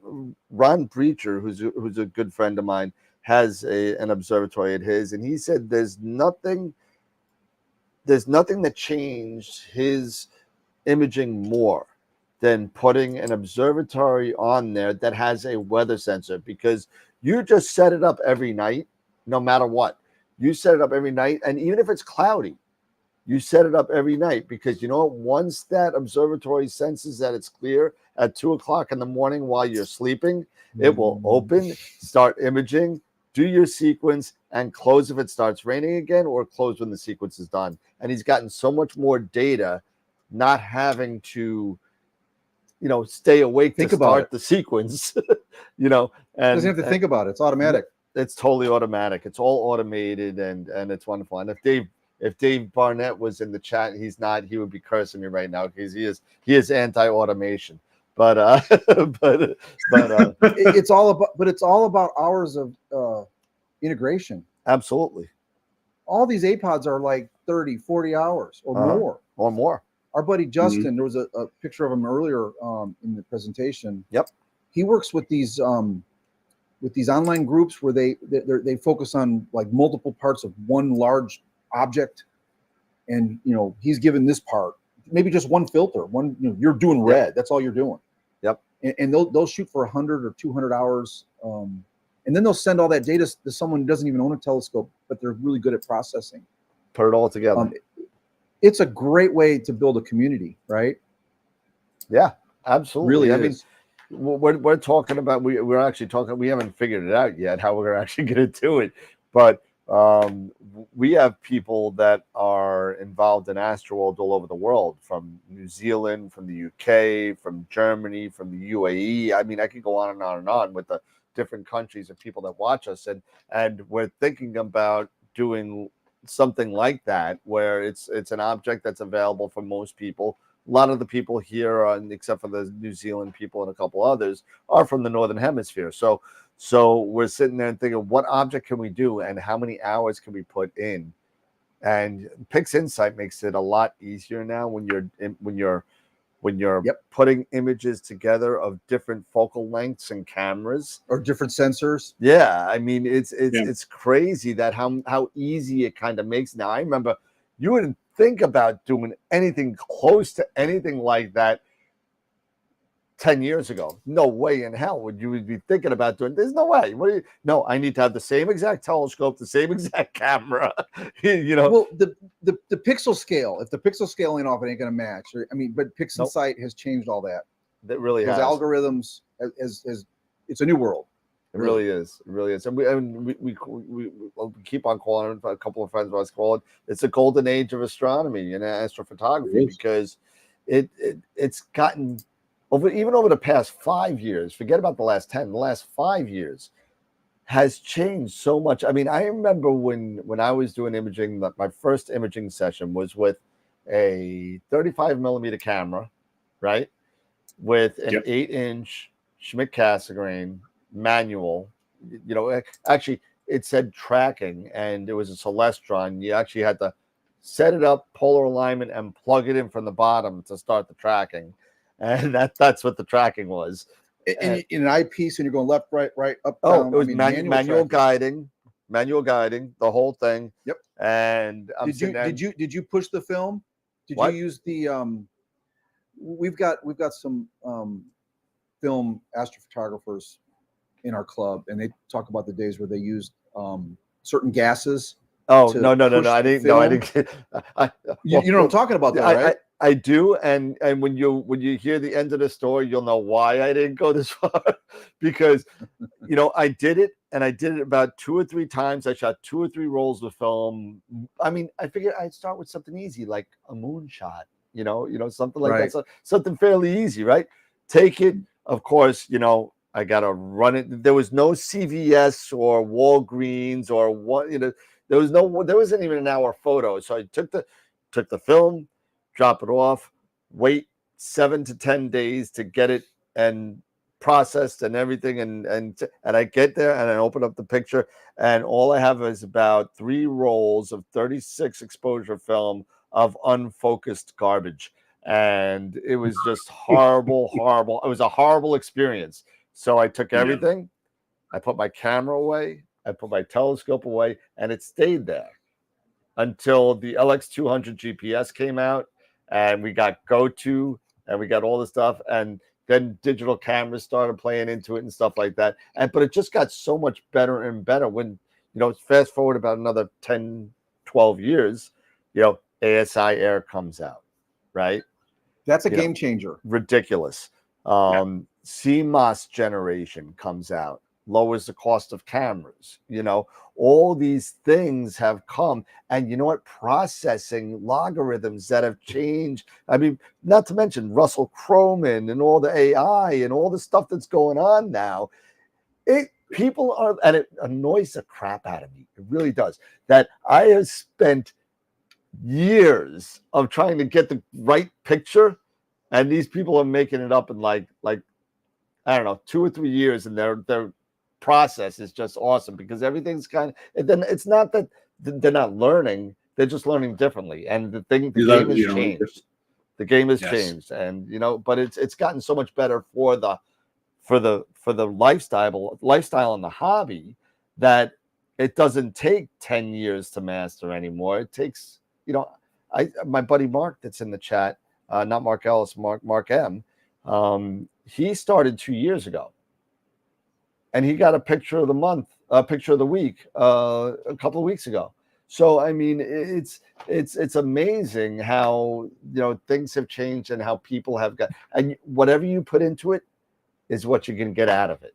So you still got to put your time in, but it's really, really rewarding a lot quicker than it used to be. Yeah. Well, that's why we started this, because the technology that ran the observatories wasn't up to par in our opinion. So we made our own, and that was the story. Right. So we looked at the one. There was all this advanced, and like you said, all the cameras, the optics are pretty much not changed a lot. No. Plane Wave with their new Delta Rose, and there's some cool stuff coming out, or is out. But you're right. So as long as there's innovation, it gets easier and easier. People get better results because it's easier, I think. Yeah, not to even go the route of Stellina from Vaonis, the Unistellar, the Sea Star, all these ones that are out there that people are doing stuff that You press a button. Forget about polar alignment. Forget about anything. Go on your app. 10 to 25 people, depending on what camera, what telescope you have, can log in with their phone, see the picture that the telescope is taking, and then an hour later see it again because it's stacking on the fly and it's going to look that much better. It's ridiculous. Those are really great for true beginners because they can really get something like the first day. Yeah.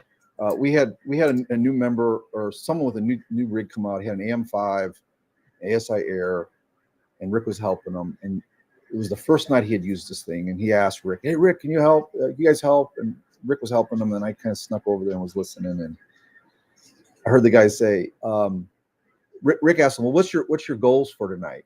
What's your goals for today? Your first light for this rig?" "Oh, I'm thinking about 3 or 4, maybe 5 different targets."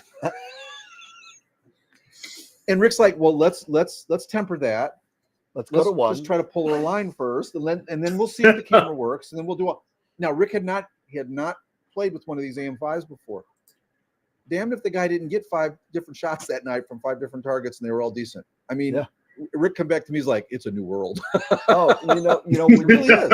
When you got a little Raspberry Pi this big that costs about $300, that'll run your entire setup, focus for you, do anything you want, take darks, take flats, do whatever, and polar align in under 2 minutes. I mean, there was no electronic polar alignment when I started. No. I know. Yeah. So that took me 6 months to 8 months to learn. Oh, I never learned. And I was constantly with like muddy knees because you're down in the backyard and kneeling in the grass, looking through that polar scope, the center thing. And I'm like, no. And then the Pole Master came out. You guys remember that one? Game changer. I bought it like the first month. I'm like, yep, yeah, now, today, here, take my money. Yes. Take it, yes, my money. Take it, please. Exactly. QHY here it is. and it was like first night, bang, perfect polar alignment. Yep. So 2 years worth of struggle gone with one $300 at the time $300 camera, and more importantly, the software that went it. That ran it.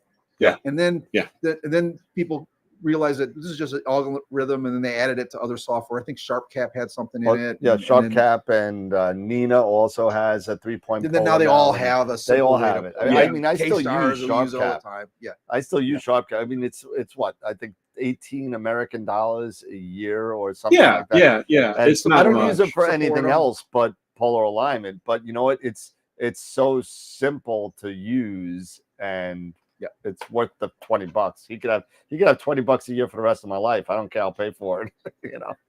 That's why I stick with SGP. I mean, those guys really did something with that one, and I'm going to keep supporting them. Yep. I'm going to go back to the video presentation here, and I want to get you to the end of this because we've got some cool stuff. Because this is where we start as a company start getting in the high gear. All right, so. Our buddy and Greg needed that building, or that motor. So you saw a CAD design of it earlier. We go to the same manufacturer, the metal fab workshop, and this is what we end up with. Okay.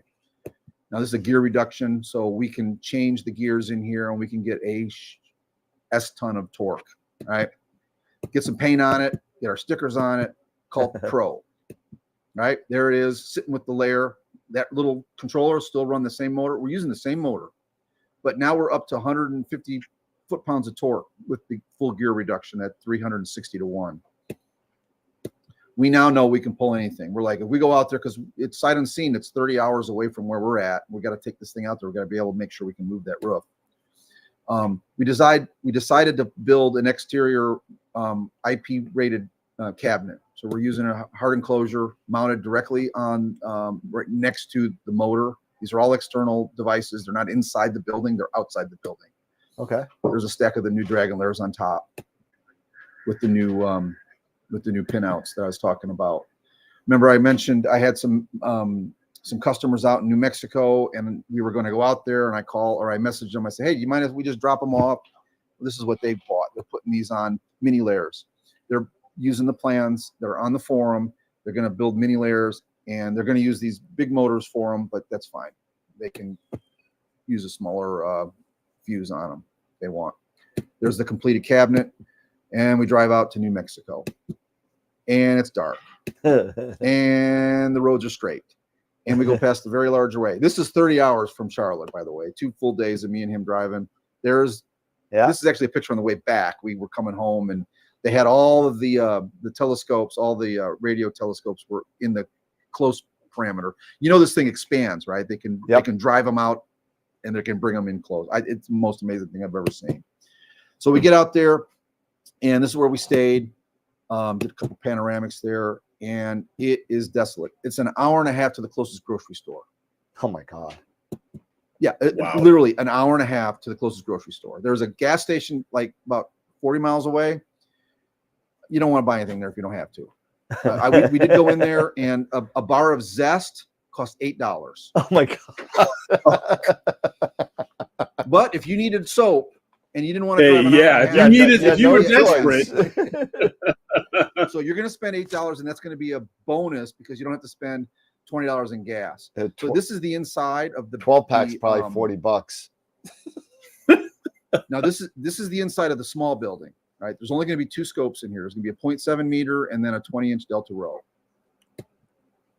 And they needed to move this building. This is a private building for a customer, a client of theirs is putting those scopes in. They're going in next week.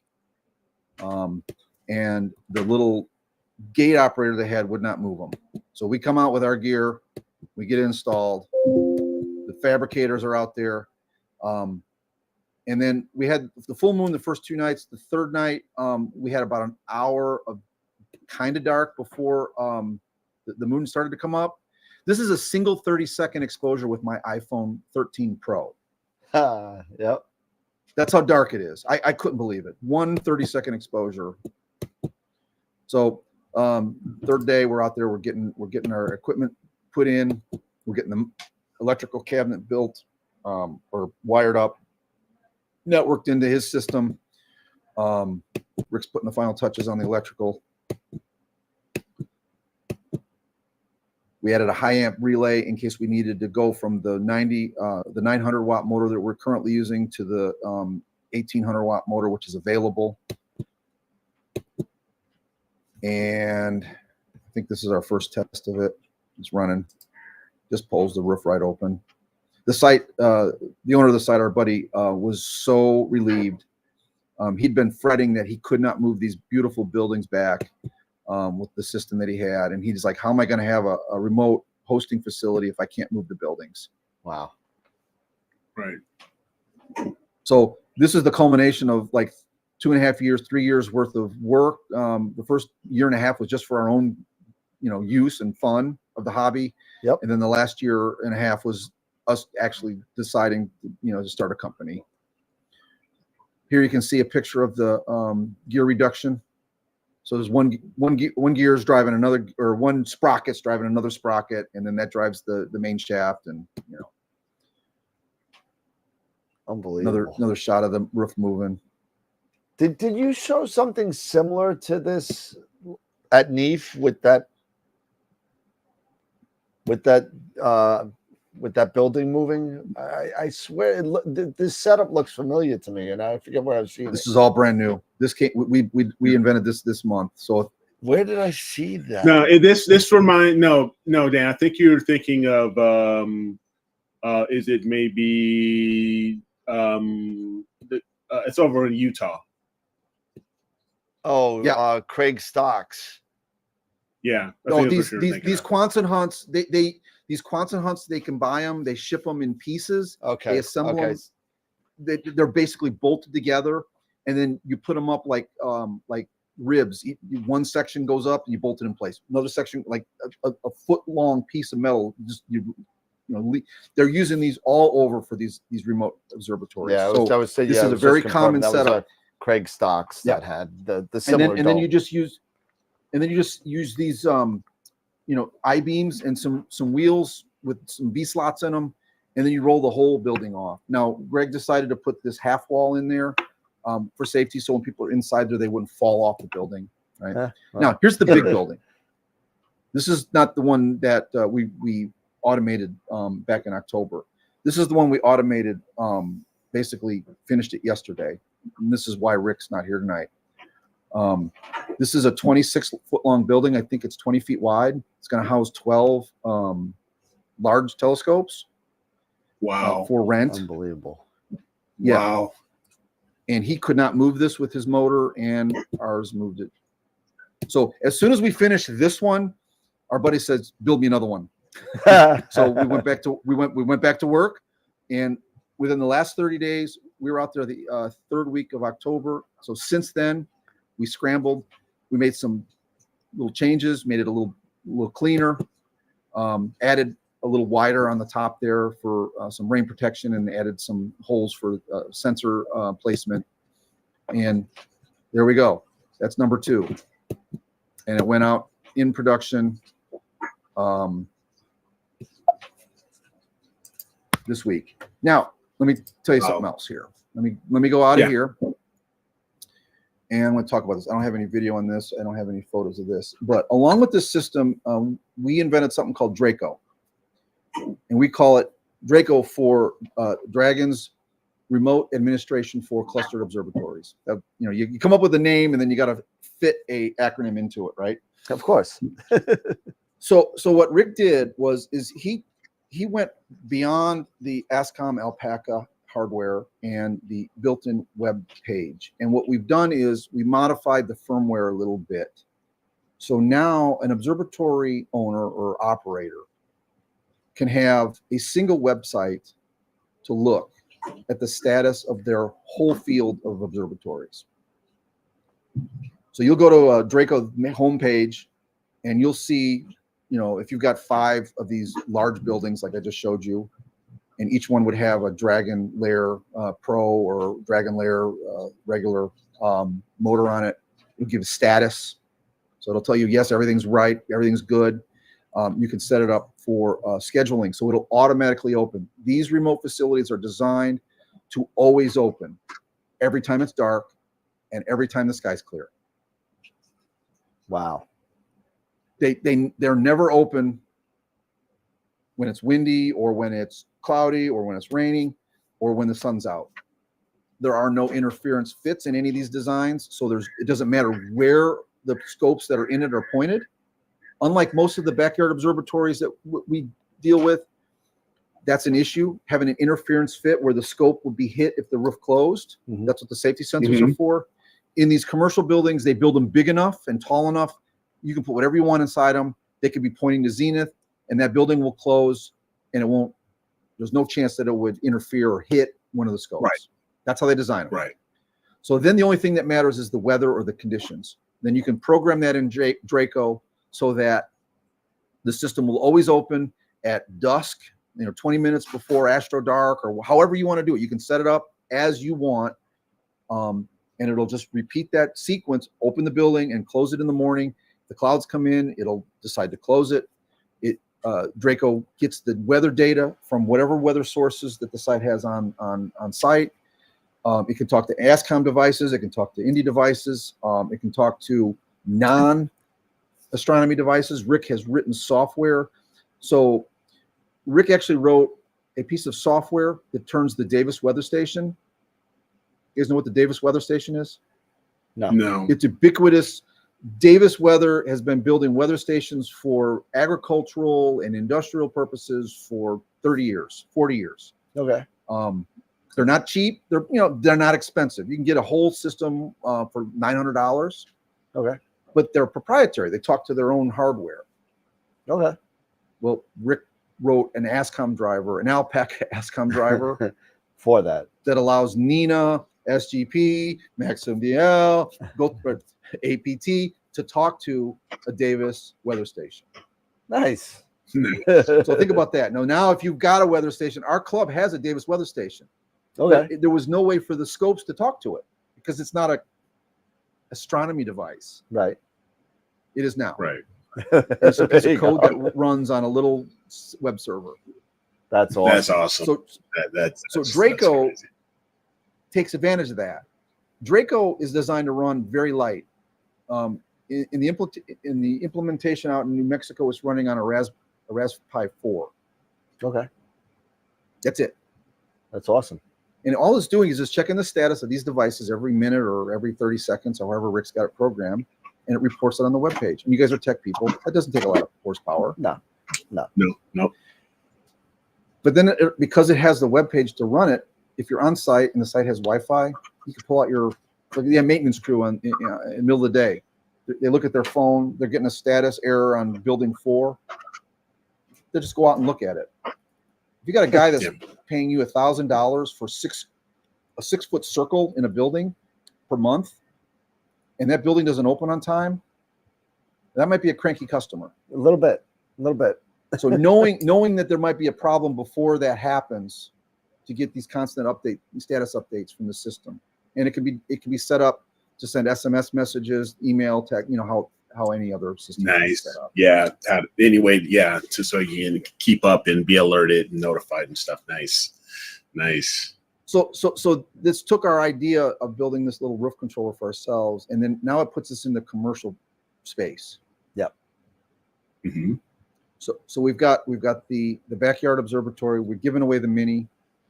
We've got the iPad flat light, the cheapest flat light you can buy for scopes up to, what's the biggest iPad? 12 inch? I think it's 12. Yeah. Yeah. I don't know what the thick, I don't know how wide it is at the narrow spots, but whatever that is, that's the size of the aperture you could calibrate with. That's kind of cool, because I was just looking at my little I've got my little one right here. I was like $10. I was like, yeah, there you go. I can turn this into my my Nina flat panel. And here's the thing, you won't have to do those 20-second exposures either, because that thing will get bright enough or dim enough that you can get to the 2 or 3 seconds that we all want to really have at the end of the night. We're tired, man. And you got to take the nuts at the end of the night. You know that. Yeah, absolutely. You get a speck of dust on the lens at night, and that's when it happens. All that pollen's floating around. That's when the junk gets on the lens. You want it at the end of the night. Yep. And that's hard to do when it's 2:30 in the morning and it's January, and you're like, okay, I want to go home, but I got to take flats, otherwise there'll be crap. So then you got to spend. And if you're doing 30-second exposures because you can't get it light enough or dim enough, or you know what I'm saying. So the high dynamic range of those iPod screens really lends itself well to a flat light. And then now with the Dragon Lair Pro, we move into the commercial space, and hopefully, we are with what we already got in there and what's planned to be put in there next week. We're going to be securing the safety of some pretty expensive glass. Nice. So we're pretty excited about where we are at this point after less than a year after showing off at NEAF. We've moved quite a ways, and I can tell you guys, this is just a taste of what we have, and this is we have what we have, and we've done it in our spare time. Yeah, we have so many more cool ideas for stuff that is going to like turn some heads. Can't talk about it now because of course not. Yeah, we don't want to be beat. We don't want to be beat. We don't want to be beat to the punch. But we're doing this in our spare time. If we were able to do this full time, we'd be able to make some of these cool things that we've got actually working prototypes of, possible products that would be available and be pretty exciting. So we're looking forward for a special reveal in NEAF 24. So absolutely. Well, really, I think what we were talking about is, and I can give you a taste of this because it's not secret. I just told you about Draco. What we think we're going to do is we're going to set up. This is my idea. I think it's a cool idea. We set up our booth like a control room, like you would be if you were coming in like a professional observatory with multiple screens and you're controlling all these different buildings from these different places. So the idea is to kind of simulate, and that was where the idea where the Mini came from, Eric. Was the original idea was I wanted to make the whole booth look like an observatory, like you were in it. But I'm like, how do we make it like a roof? And I was thinking maybe we could use. You guys remember those easy ups that you use at soccer and like expand up and they got like the nylon. Let's cut the legs off of it and we'll put it on a thing and we'll put a motor on it and we'll make it move back and forth over the head of the attendees of it. We're like, well, that would be cool. And we started looking at that. I'm like, well, how? And then Rick's like, it's just be easier to build a little one out of wood. I'm like, okay, that's easier, So, but really, I know you guys were excited about that product, and we are too. Yeah. And we were really happy just to be able to say, we're not trying to make any money on that. Let's just build some little observatories, and you guys know people that want that. We'll help you. We'll give you our tips and tricks on how we built ours. And Jim's loved it. We keep getting feedback because I mean, that building is like 30 miles from here, from where I live. And we see him every month down at the club. And so I keep asking him, oh yeah, he's like, it's working great. I have no problems with it. So we're getting feedback.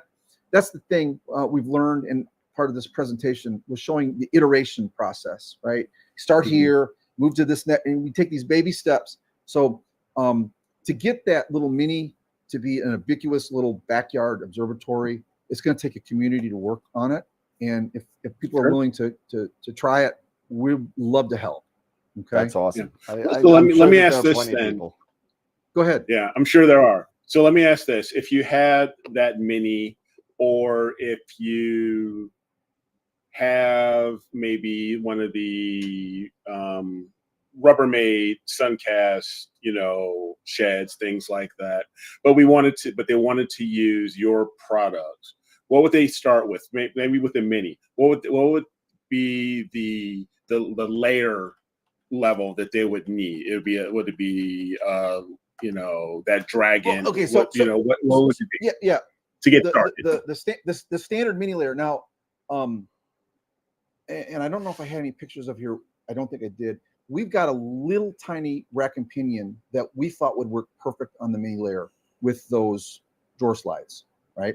Okay. So instead of having those chains, the reason we had to have dual chains on it is because when you pulled on one side, it would shimmy left and right, and it would bind a little bit. You follow me? Yep. So when we put the dual motors on it, it pulled really smoothly. Because you got to remember, you're dealing with wood. Those drawer slides are meant to be attached to a steel drawer. Okay. That wouldn't have that shimmy. You know what I'm talking about? Yeah. Mm-hmm. So then during that process back in June, when we were actually, trying to make this thing a shippable product, before we realized it was going to be too much work for a couple of, older guys to do. I don't want to do this. It's too much work. Anyways, we came up with the idea, and we have it, a very small pitch rack, right? Mm-hmm. And a small gear that would fit on one of those little tiny motors, and you just run that thing right down the middle. You bolt that up. We've got the process for that. We can help people with that. We can show them which parts we thought would work. And then you just basically run a cable, plug it into the Dragon layer, give it power, and give it network. And now you've got an automated backyard system like Dan, you were talking about. Yeah. That's awesome. I mean, because it's plug and play. Yeah. And as long as you have a network, and you got to make sure that you got a good connection, whether you're hardwired. Hardwired is definitely it's like it doesn't have the Wi-Fi, so you got to be hardwired, correct? Well, no, we have not done Wi-Fi because originally it was designed for these permanent installations. If you've got an observatory, you're going to run Ethernet in it because it's reliable. Most places do run their own network cables anyway. So, yeah. Secondly, then you got the concern about emissions on electrical emissions, right? So it was a little more. It would have been a little more problematic. Difficult or time consuming to use. If you're using off the shelf components, I think you're okay. But when you're using novel electrical devices, we didn't want to. The wireless just wasn't in that at this point. Now in the future, we've talked about we're gonna have to go wireless at some point with certain devices that need to be wireless. Yeah, Sure. But the stuff that we've got, like, there's no reason to have a Dragon Layer Pro. You would not want that wireless, right? You want that hardwired, and you want it that way. If the heartbeat signal that comes out of it doesn't hit Dragon Layer, you got a rat chewed through an Ethernet cable. Hence the red status button that would be on the main page, and then your site operations maintenance guy would go out there and say, "Oh yeah, we got another rat chew, or got another critter." I mean, well, this is it. If you're going to maintain a physical plant like that, to get the status back. So that was the decision. We've had those conversations, and the teardown and the setup and teardown imagers, they want Wi-Fi. That's why that AM5 I think is just a monster design. Yeah, built-in hotspot, right? Yep. A lot of the newer harmonic drives have it. I mean, like the Pegasus, the Nix, same thing. That's the one that I use. I use a Nix. As a matter of fact, it's sitting right over there. And it's wonderful. I mean, and in all fairness, I also have an Eagle on top of it, so I just USB it anyway. So Wi-Fi's are great, to an extent, but to your point, when you're dealing with situations where you need motor tracking and you need that stability there in order to kind of ensure that your photos are coming right and I would tell anybody, if you right now USB, or if you have a Alpaca enabled device to go through the network, I mean, do it that way. But I would not. I would never connect my mount wirelessly to my computer and just leave it outside. That's just me. I just want to do it and be scared. It's a big risk. Yeah, there's a significant monetary risk for not, for wireless signals can get wonky for 1,000 reasons. Yeah, and especially when it comes to closing the roof, when it has to be closed, it has to be closed, and that's why we went wired. So I mean, I don't know, maybe I don't know, maybe this is too much. I was just thinking about it. So let's say you have a situation that the wire got chewed out by a coyote or so, whatever, the internet cable gets bad, or one night you're imaging, you open it, works fine. Now you lose the signal from the internet, so you're done. You're dead in the water. Is there a fallback where the roof would close in loss of that signal? Your sequencer. So are you saying you lose the network to the building or the network in the building? The network to the building. So I'm dead in the water. I can't access. Right. So if you've set it up in such a way that it'll automatically close in the morning, it should close. Okay. Well, it's going to be running the sequence, but let's say I'm just thinking worst case scenario here. What if I lose? I don't even know it. I'm sleeping. I set my sequence and I'm ready to go. I'm in bed. Something happens to the network where the network goes down, and then all of a sudden clouds roll in and it starts to rain. Is there a fallback where will the sequencer know that? You know what I mean? Because you lost a connection to the building because it's an Alpaca. If you've got a weather system that is running, it'll close. Connected properly. It'll still work. It should if it's set up correctly. Got yeah no yeah of course yeah so you could lose the internet, you could lose the cloud, right? And it should still close if you've got all the safety sensors built into the system. Got it. If you don't have those safety sensors and you're just relying on your network, right, you could be screwed. Now answer me this. I've gotten rain on stuff before, like cameras and stuff, and the amount of dew that falls on these things. I'm not saying I want my equipment getting rained on at all, ever, but there's been some mornings down here in South Carolina where this stuff looks like it's been rained on it and it had been clear all night just because of the dew dropping out of everything. Yeah. Now you put dew straps on your optics, but everything else doesn't have dew straps on it. Right. Oh yeah. I mean, it's like they seem to have, the equipment seems to have certain tolerance for that, for humidity. Once again, if you're going to have the desire to do fully automatic remote imaging, you need to be able to be ready to install all the proper sensors and make sure they're done correctly. And that in itself is not an easy plug and play thing. Now we're trying to make it easier. And I will tease you a little bit about future things. We have weather sensors in the pipeline. Nice. And then the way we do things, the way we're going to continue to do things is we're going to do small components So if you just want the rain sensor, just get the rain sensor. If you just want the cloud sensor, you know, I know there's a lot of products out there where they're all in one and they cost $2,000. Yeah. Some people I only know which one want you're talking this about. and that. Well, Right, and they're good right. sensors. They're good stuff. But if you're on a budget, you know, which one do you want? You want the cloud sensor or do you want the rain sensor? You want them both. Cloud sensor is probably You want them both, but and a barometer so- while you're at it. So well, there's humidity sense. That's another thing. Oh, and I don't know which. I think the Dragonfire. So, some of the sensors we had some built-in. Some of the boards we had weather sensors in there, but just internal, like inside the enclosure type humidity, and that may be different than outside the enclosure because it's warmer in there. But we're working on stuff like that.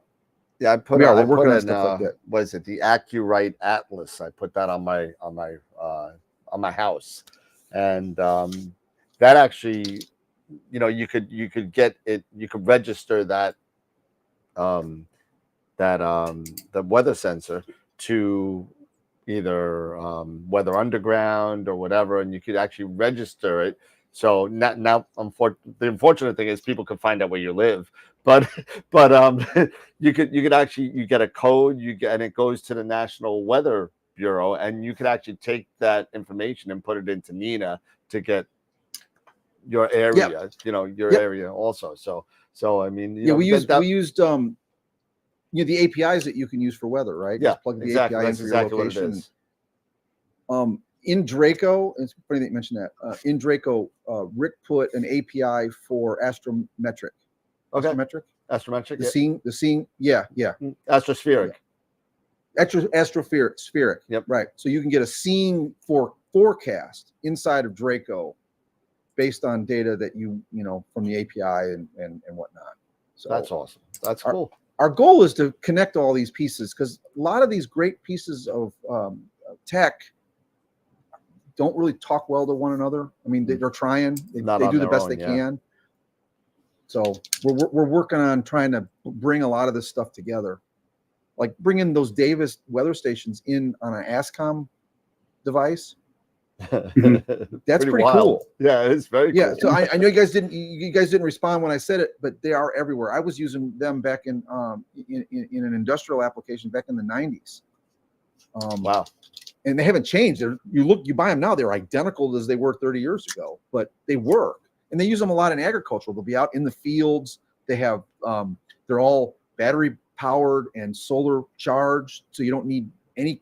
And they use 900 megahertz frequency, so you could have literally an array of sensors in your field, in your vineyard, or wherever you're at, right, monitoring the conditions locally. I mean really locally, like within 100 meter area, and then Rick goes and puts ASCOM on it.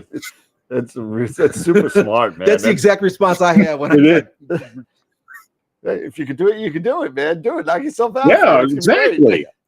Why not? Yeah. That's and that's why that app having ASCOM Alpaca on the app, I was kind of giggling. I had, see if I can find it. I was looking at it today in preparation when I was preparing for this. Oh gosh, if I can find it, I'll show it to you.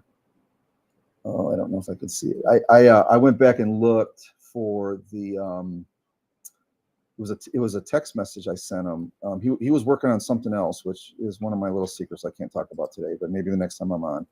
But this put us into iOS mode, and I don't see it here. But I went back and looked, and he said, "Oh, I can do this now." I'm like, "Oh, that's great." Wait a minute, if you can do that, can you do this? And I said, can you then turn the light down dim and use it for a flat light? And then his response was, the letters, exclamation point. That's cool. the light bulb goes on, and 2 days later, he had a working version of the Dragon Light mobile inside of the Apple awesome. test flight. 2 days. And then 2 weeks later, we had it approved through Apple iOS. Oh, and he taught himself how to write that language. Yeah, because he hadn't written. He's like, the iOS app, that's a different language, but I taught myself it. Hey, No, yeah. I have a Yeah. problem just learning English, let alone another computer language. So Yeah, exactly. That's why I do networking and security, because I yeah, couldn't I do don't. programming. Yeah, just give me hardware and network, and I'm good. Exactly. see, I'm in our relationship. I'm the idea guy. Like I'll they call me the 1%er. Have you guys heard of that before in the tech business? The 1% guy. Because we have our buddy Justin's a network guy, and then and Rick is a software. I don't think I've heard of programmer. that in the IT realm as far as the 1%er. He was they at first they said, "Oh man, God, you're a 1%er. You're 1% guy." I'm like, "No, come on, I'm more than 1%." I mean, I took it as a negative. I'm like, no. He's like, no. He's like, you have that spark of an idea. Like, what if we did this?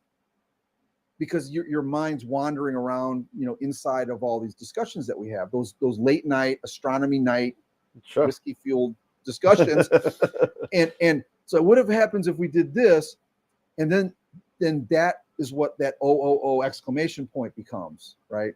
And I say, well, if you can do this, then can we do that?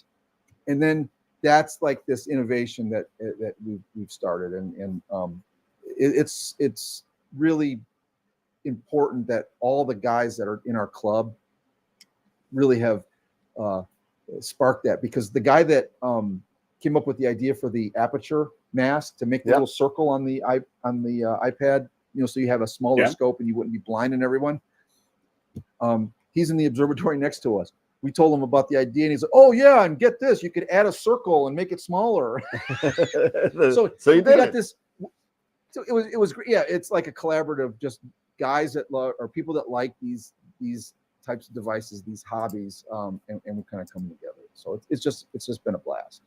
That's. You guys have any more questions for me tonight? I know we're looking at 2 hours now, so I think it's been a blast. I mean, it's been a it great absolutely has been a blast. About really the company. It's really wonderful that how you've progressed so far and so it's so short a time in a year. I mean, it's what can happen if you just put your mind and to you guys it and go. And I had no idea we were doing this, but when he was working on the app, we were having one of our Saturday night discussions on probably a full moon because we weren't imaging, but he's like, and I said, well, why are we moving so fast with this stuff? He's, oh, it's because we're using Agile. I'm like, what? Yeah. I've heard it. I've heard the term, but I'm not in that business, guys. I'm in the heavy industry. I'm in hardcore, like earth moving, heavy equipment. Yes. And, with family history. Agile. You gotta fail. If you gotta fail, you fail fast, and you move on. But he's like more than that. It was like we focus on one thing, and we focus on it for 2 or 3 weeks at the most. And if we don't have something that's even workable after 3 weeks, we shelve it and we move to the next thing. Mm-hmm. Yes. So he was giving me the description, but that's kind of how I understood it. You did mention exactly what you said.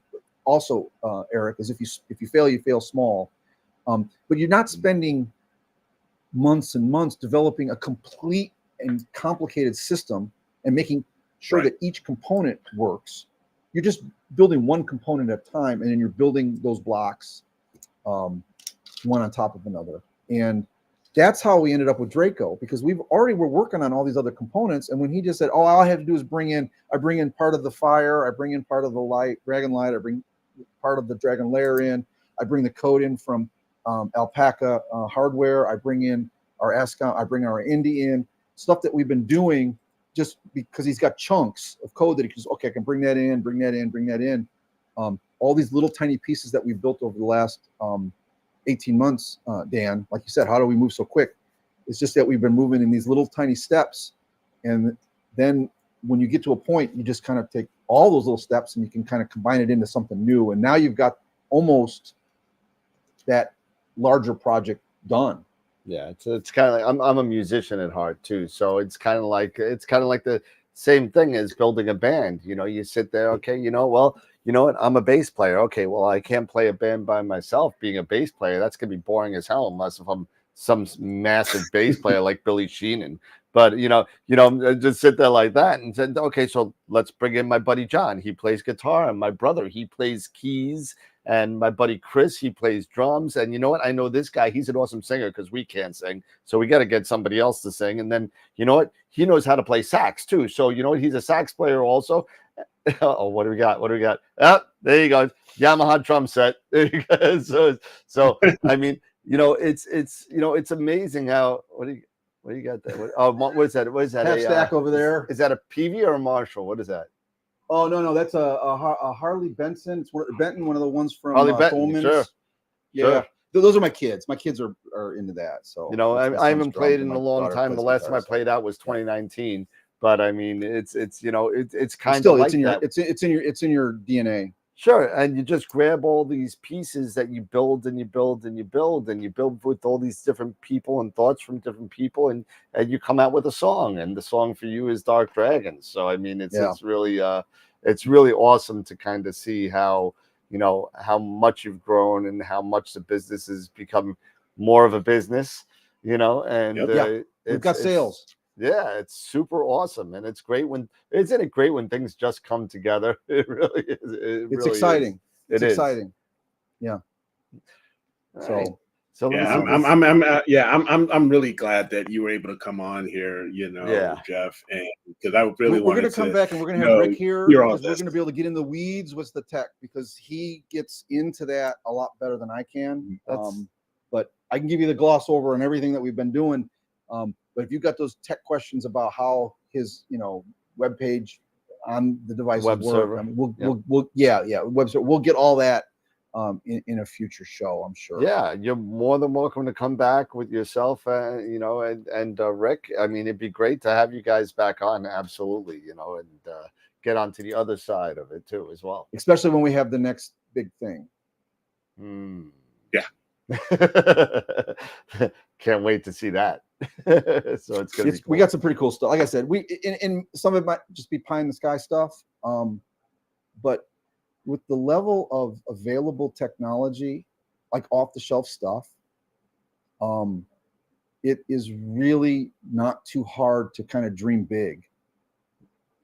Because stuff that you'd have to build in-house and design in-house now, you can literally find components that you just buy and plug in, and then if you can write the software for it or write the firmware for it, then you're good to go. You've got something new. It's exactly what you said with those new mounts, those strain wave mounts. You know where those gears came from, right?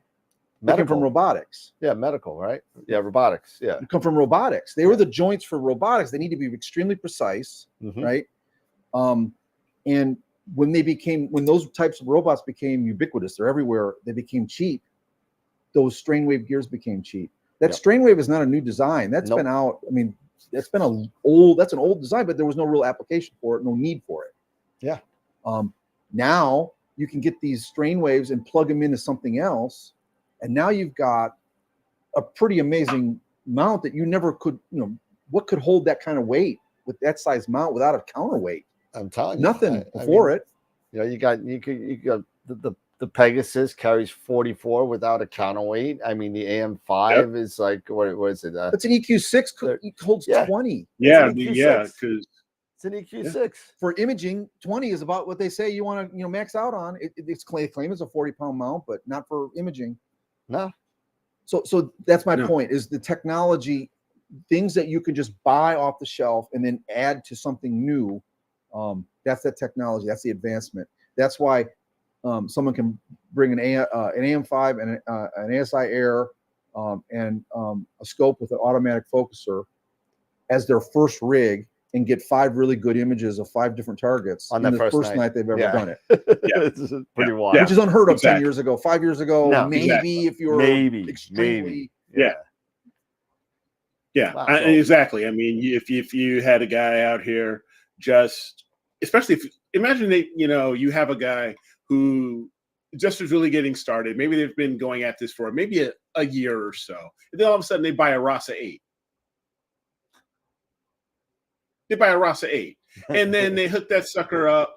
They've got it on their AM5 or whatever, but it's F2 and everything. And you're like, yeah, how many, like, what are you going after today? Well, let's see. I'm going after Andromeda. Then I'm This going to and go this after and this Flame and this. Nebula. Then I'm going to go after It's California, ridiculous. then It's I'm not gonna- supposed to work you know, that way. He's got a list of like 10.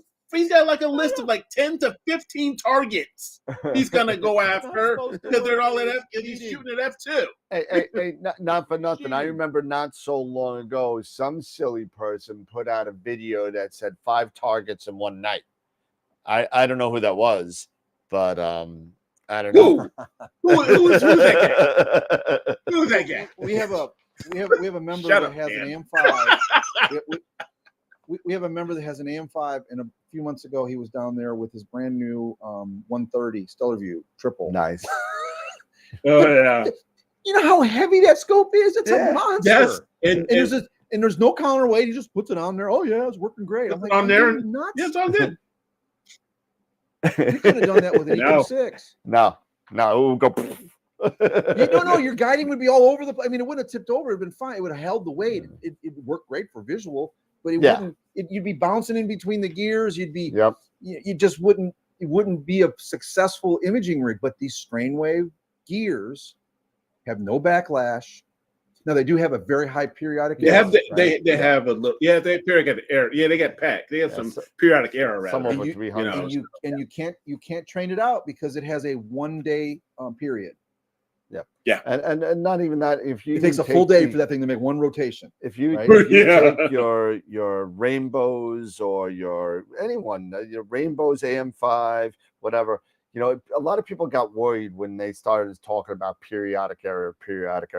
But I'm telling you right now, I've seen pictures with about 7 or 8 different types of harmonic mounts, and it's guided out. I mean, as long as you sit there, it'll be guided out. I mean, the guiding fixes it. Yeah, and you're going to be sitting at 0.4, 0.5, which is amazing. Depending on your pixel scale, depending on your app or your focal length, absolutely. Yeah, it's perfect. Now, you want to start talking stuff like plane waves. I mean, those things, they track at 0.03. Yeah. Unguided. Yep. That's a different animal.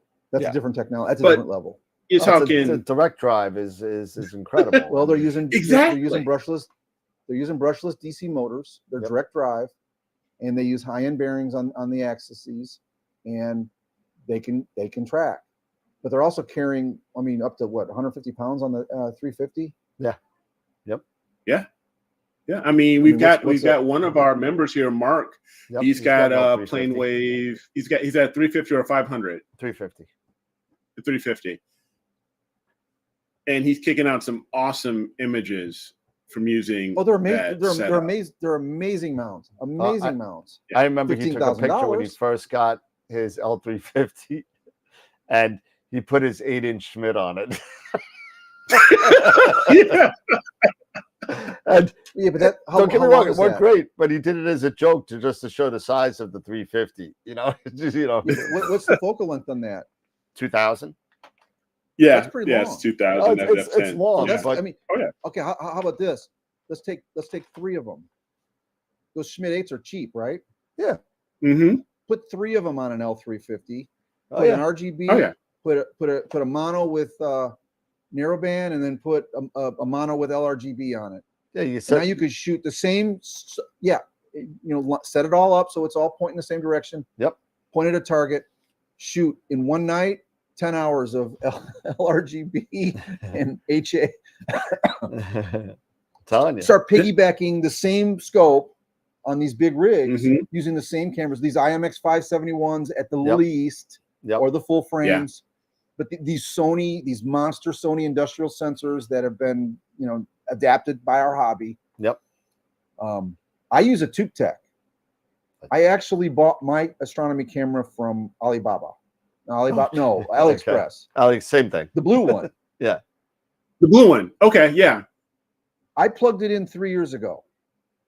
I haven't unplugged it. It's been powered on for almost 3 years now. Huh. Every time I go to turn it on, it runs great. There you go. I'm giving it the ultimate stress test. It hasn't turned off. Wow. Except for, when I make some changes, I'm normal turning off. Yeah. So aren't those the ones that also Queeve? The Queeve use uses? I don't know. I thought I saw he had. I thought I'm not he was sure. I using thought he had a mountain cam. two-tech. It uses the Sony I'm not sure, IMX but I know it was sensor. blue. I know it was blue. He was using it on like a Newtonian or something. I got it. I got it for like $1,600. And I'll tell you what, that was a little tense when you're sending a PayPal to China for $1,600. Oh, you hope you get your camera.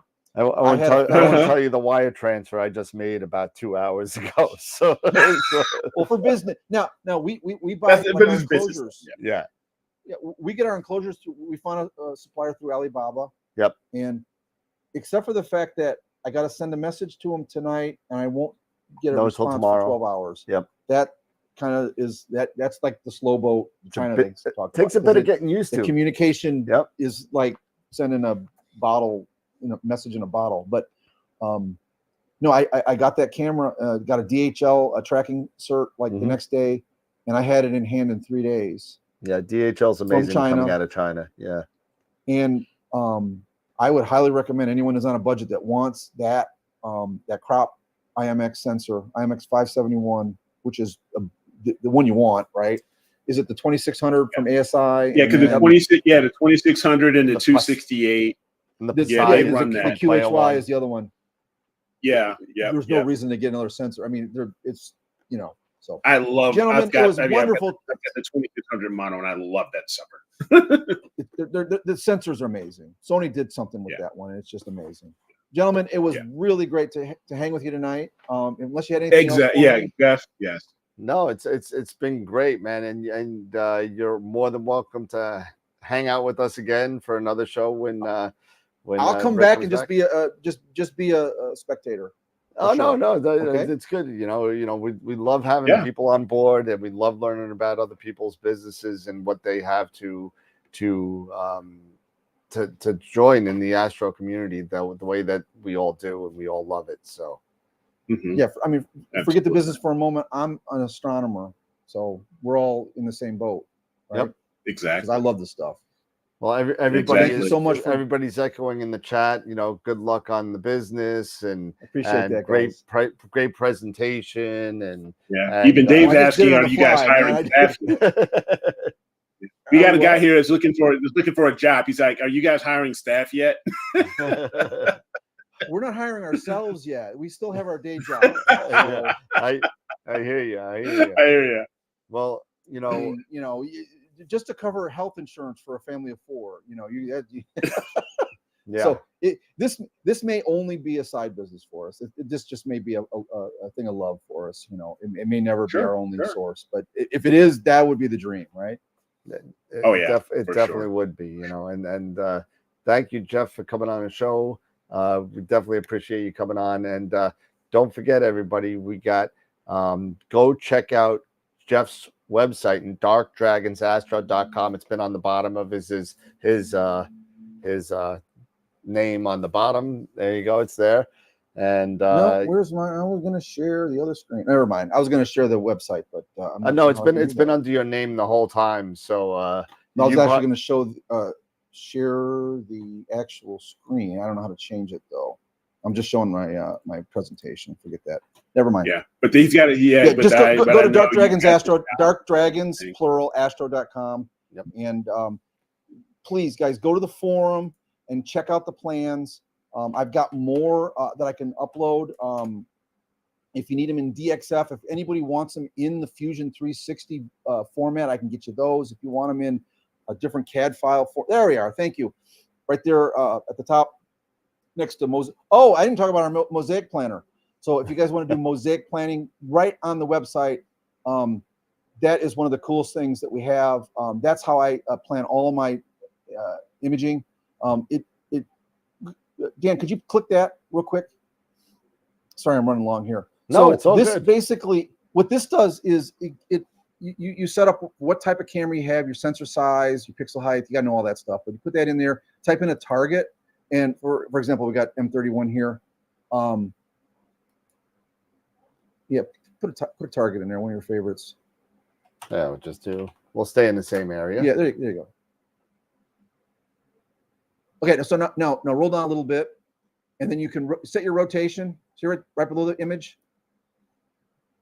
All right, so you Okay. find the format that you like, right? Oh, I want to be like that. Okay, now do you want to do a mosaic? You can build how many frames in either direction. Well, you don't have to do it. Leave it on 1-1 because this is the best part here. What I'm going to show you next. A lot of imager or acquisition software has a built-in mosaic planner. Go down where it says download image or hit view image 1. View image. What this does is it creates an artificial star field. This is a synthetic star field where the FITS header has been completely populated in the appropriate orientation. Now you download that image and you save it and you use that as your plate solve comparison. So Nice. You can plate solve that image, and then you can tell your sequencer to go to that place and then get the orientation right. So if you got a rotator, it'll do it automatically, or you can do it manually. That's awesome. And then you just use that as your standard every time you come back to the same target. Right? You're using the synthetic field. That's awesome. I use it all the time. It's pretty cool. Yeah, that is cool. Rick invented Very cool. I was pissed one night, and this is before we even had our observatory. We were on the cold pad in the middle of January, and I'm like, man, I can't stand the way this thing works. I was using some other mosaic planner. I'm like, I wish it was easier. I wish it did something like this. And then 3 weeks later, he's like, oh, hey, I invented this. And I've been using it ever since. It works the way you want it. It works the way my brain works is what it does. But guys, go to the forum on the website. If you want the plans, post up, leave some comments. If you have any questions, like I said, we're trying to build a do-it-yourself observatory community, and that's what we're really focusing on in the forum there. So we would love to help you build your own. Okay. Yeah, that's awesome. Thanks. That's awesome. Hey, and thank you, Jeff. Don't forget to vote for Picture of the Week, right? Don't forget to do that. Yep. Very important. I'm sorry, and Picture of the Month for November, right? That's up and running because the last one. Don't forget to buy your Astropalooza tour shirt, right? With all the names of the presenters on the back, and all the money that we get from the tour shirts go to a registered Astro Club, and that's been registered to us. So if you want your club to be registered, email me at dan@astroworldweb.com or hit me up in the Discord chat or whatever with your club's name, so you'll be put on the wheel for the giveaway. We're already up to about 15 shirts sold, so that's about $150 check for a local Astro Club, and we always round it up to the nearest 100. So I mean, it's gonna be cool. Last year we gave away $200 to a club. This year we're gonna be giving away more. On a side note, and I don't know if he's watching or not. If he's watching, that's great. I did get some news today regarding Hogarth. If you remember Hogarth, who has been going through some bad times with some cancer. Tide has turned for the worse, so he's not doing very well. But if you see him or you see him on a Discord, please wish him and his family, that we're all praying for him and all that. So absolutely. Just want to say that because I heard that this morning. But that being said, everybody, don't forget that. Don't forget voting. Don't forget Astropalooza. Don't forget all that stuff. Come back, hang out on Discord. Go see Jeff at darkdragonsastro.com, and that's plural dragonsastro.com. So you make sure never know what you're gonna. There's two of us. There's two of you. And I kind of like a lot of the people at least the people that I come in contact with in astrophotography has this D&D background, Dungeons and Dragons background. So we're geeks. Yeah. So I'm like, I kind of like the connotation with the Dungeons and Dragons thing. I kind of like that, but it's been a great time getting a chance to know you and know a little bit more about Dark Dragons. I'm looking forward to the next show, and we'll definitely see you again at NEAF. We're gonna have 2 tables for AstroWorlds, so we're gonna be doing that. Next good year. for you. So we got one for AstroWorld TV, which is our show, and we're gonna have one for AstroWorld Telescopes, which is the retail business. So gonna be a lot of fun. Best of luck with that. Oh, it's been going great. Thanks, Dan. And hey, Jeff, thank you so much, everybody. Have a great night.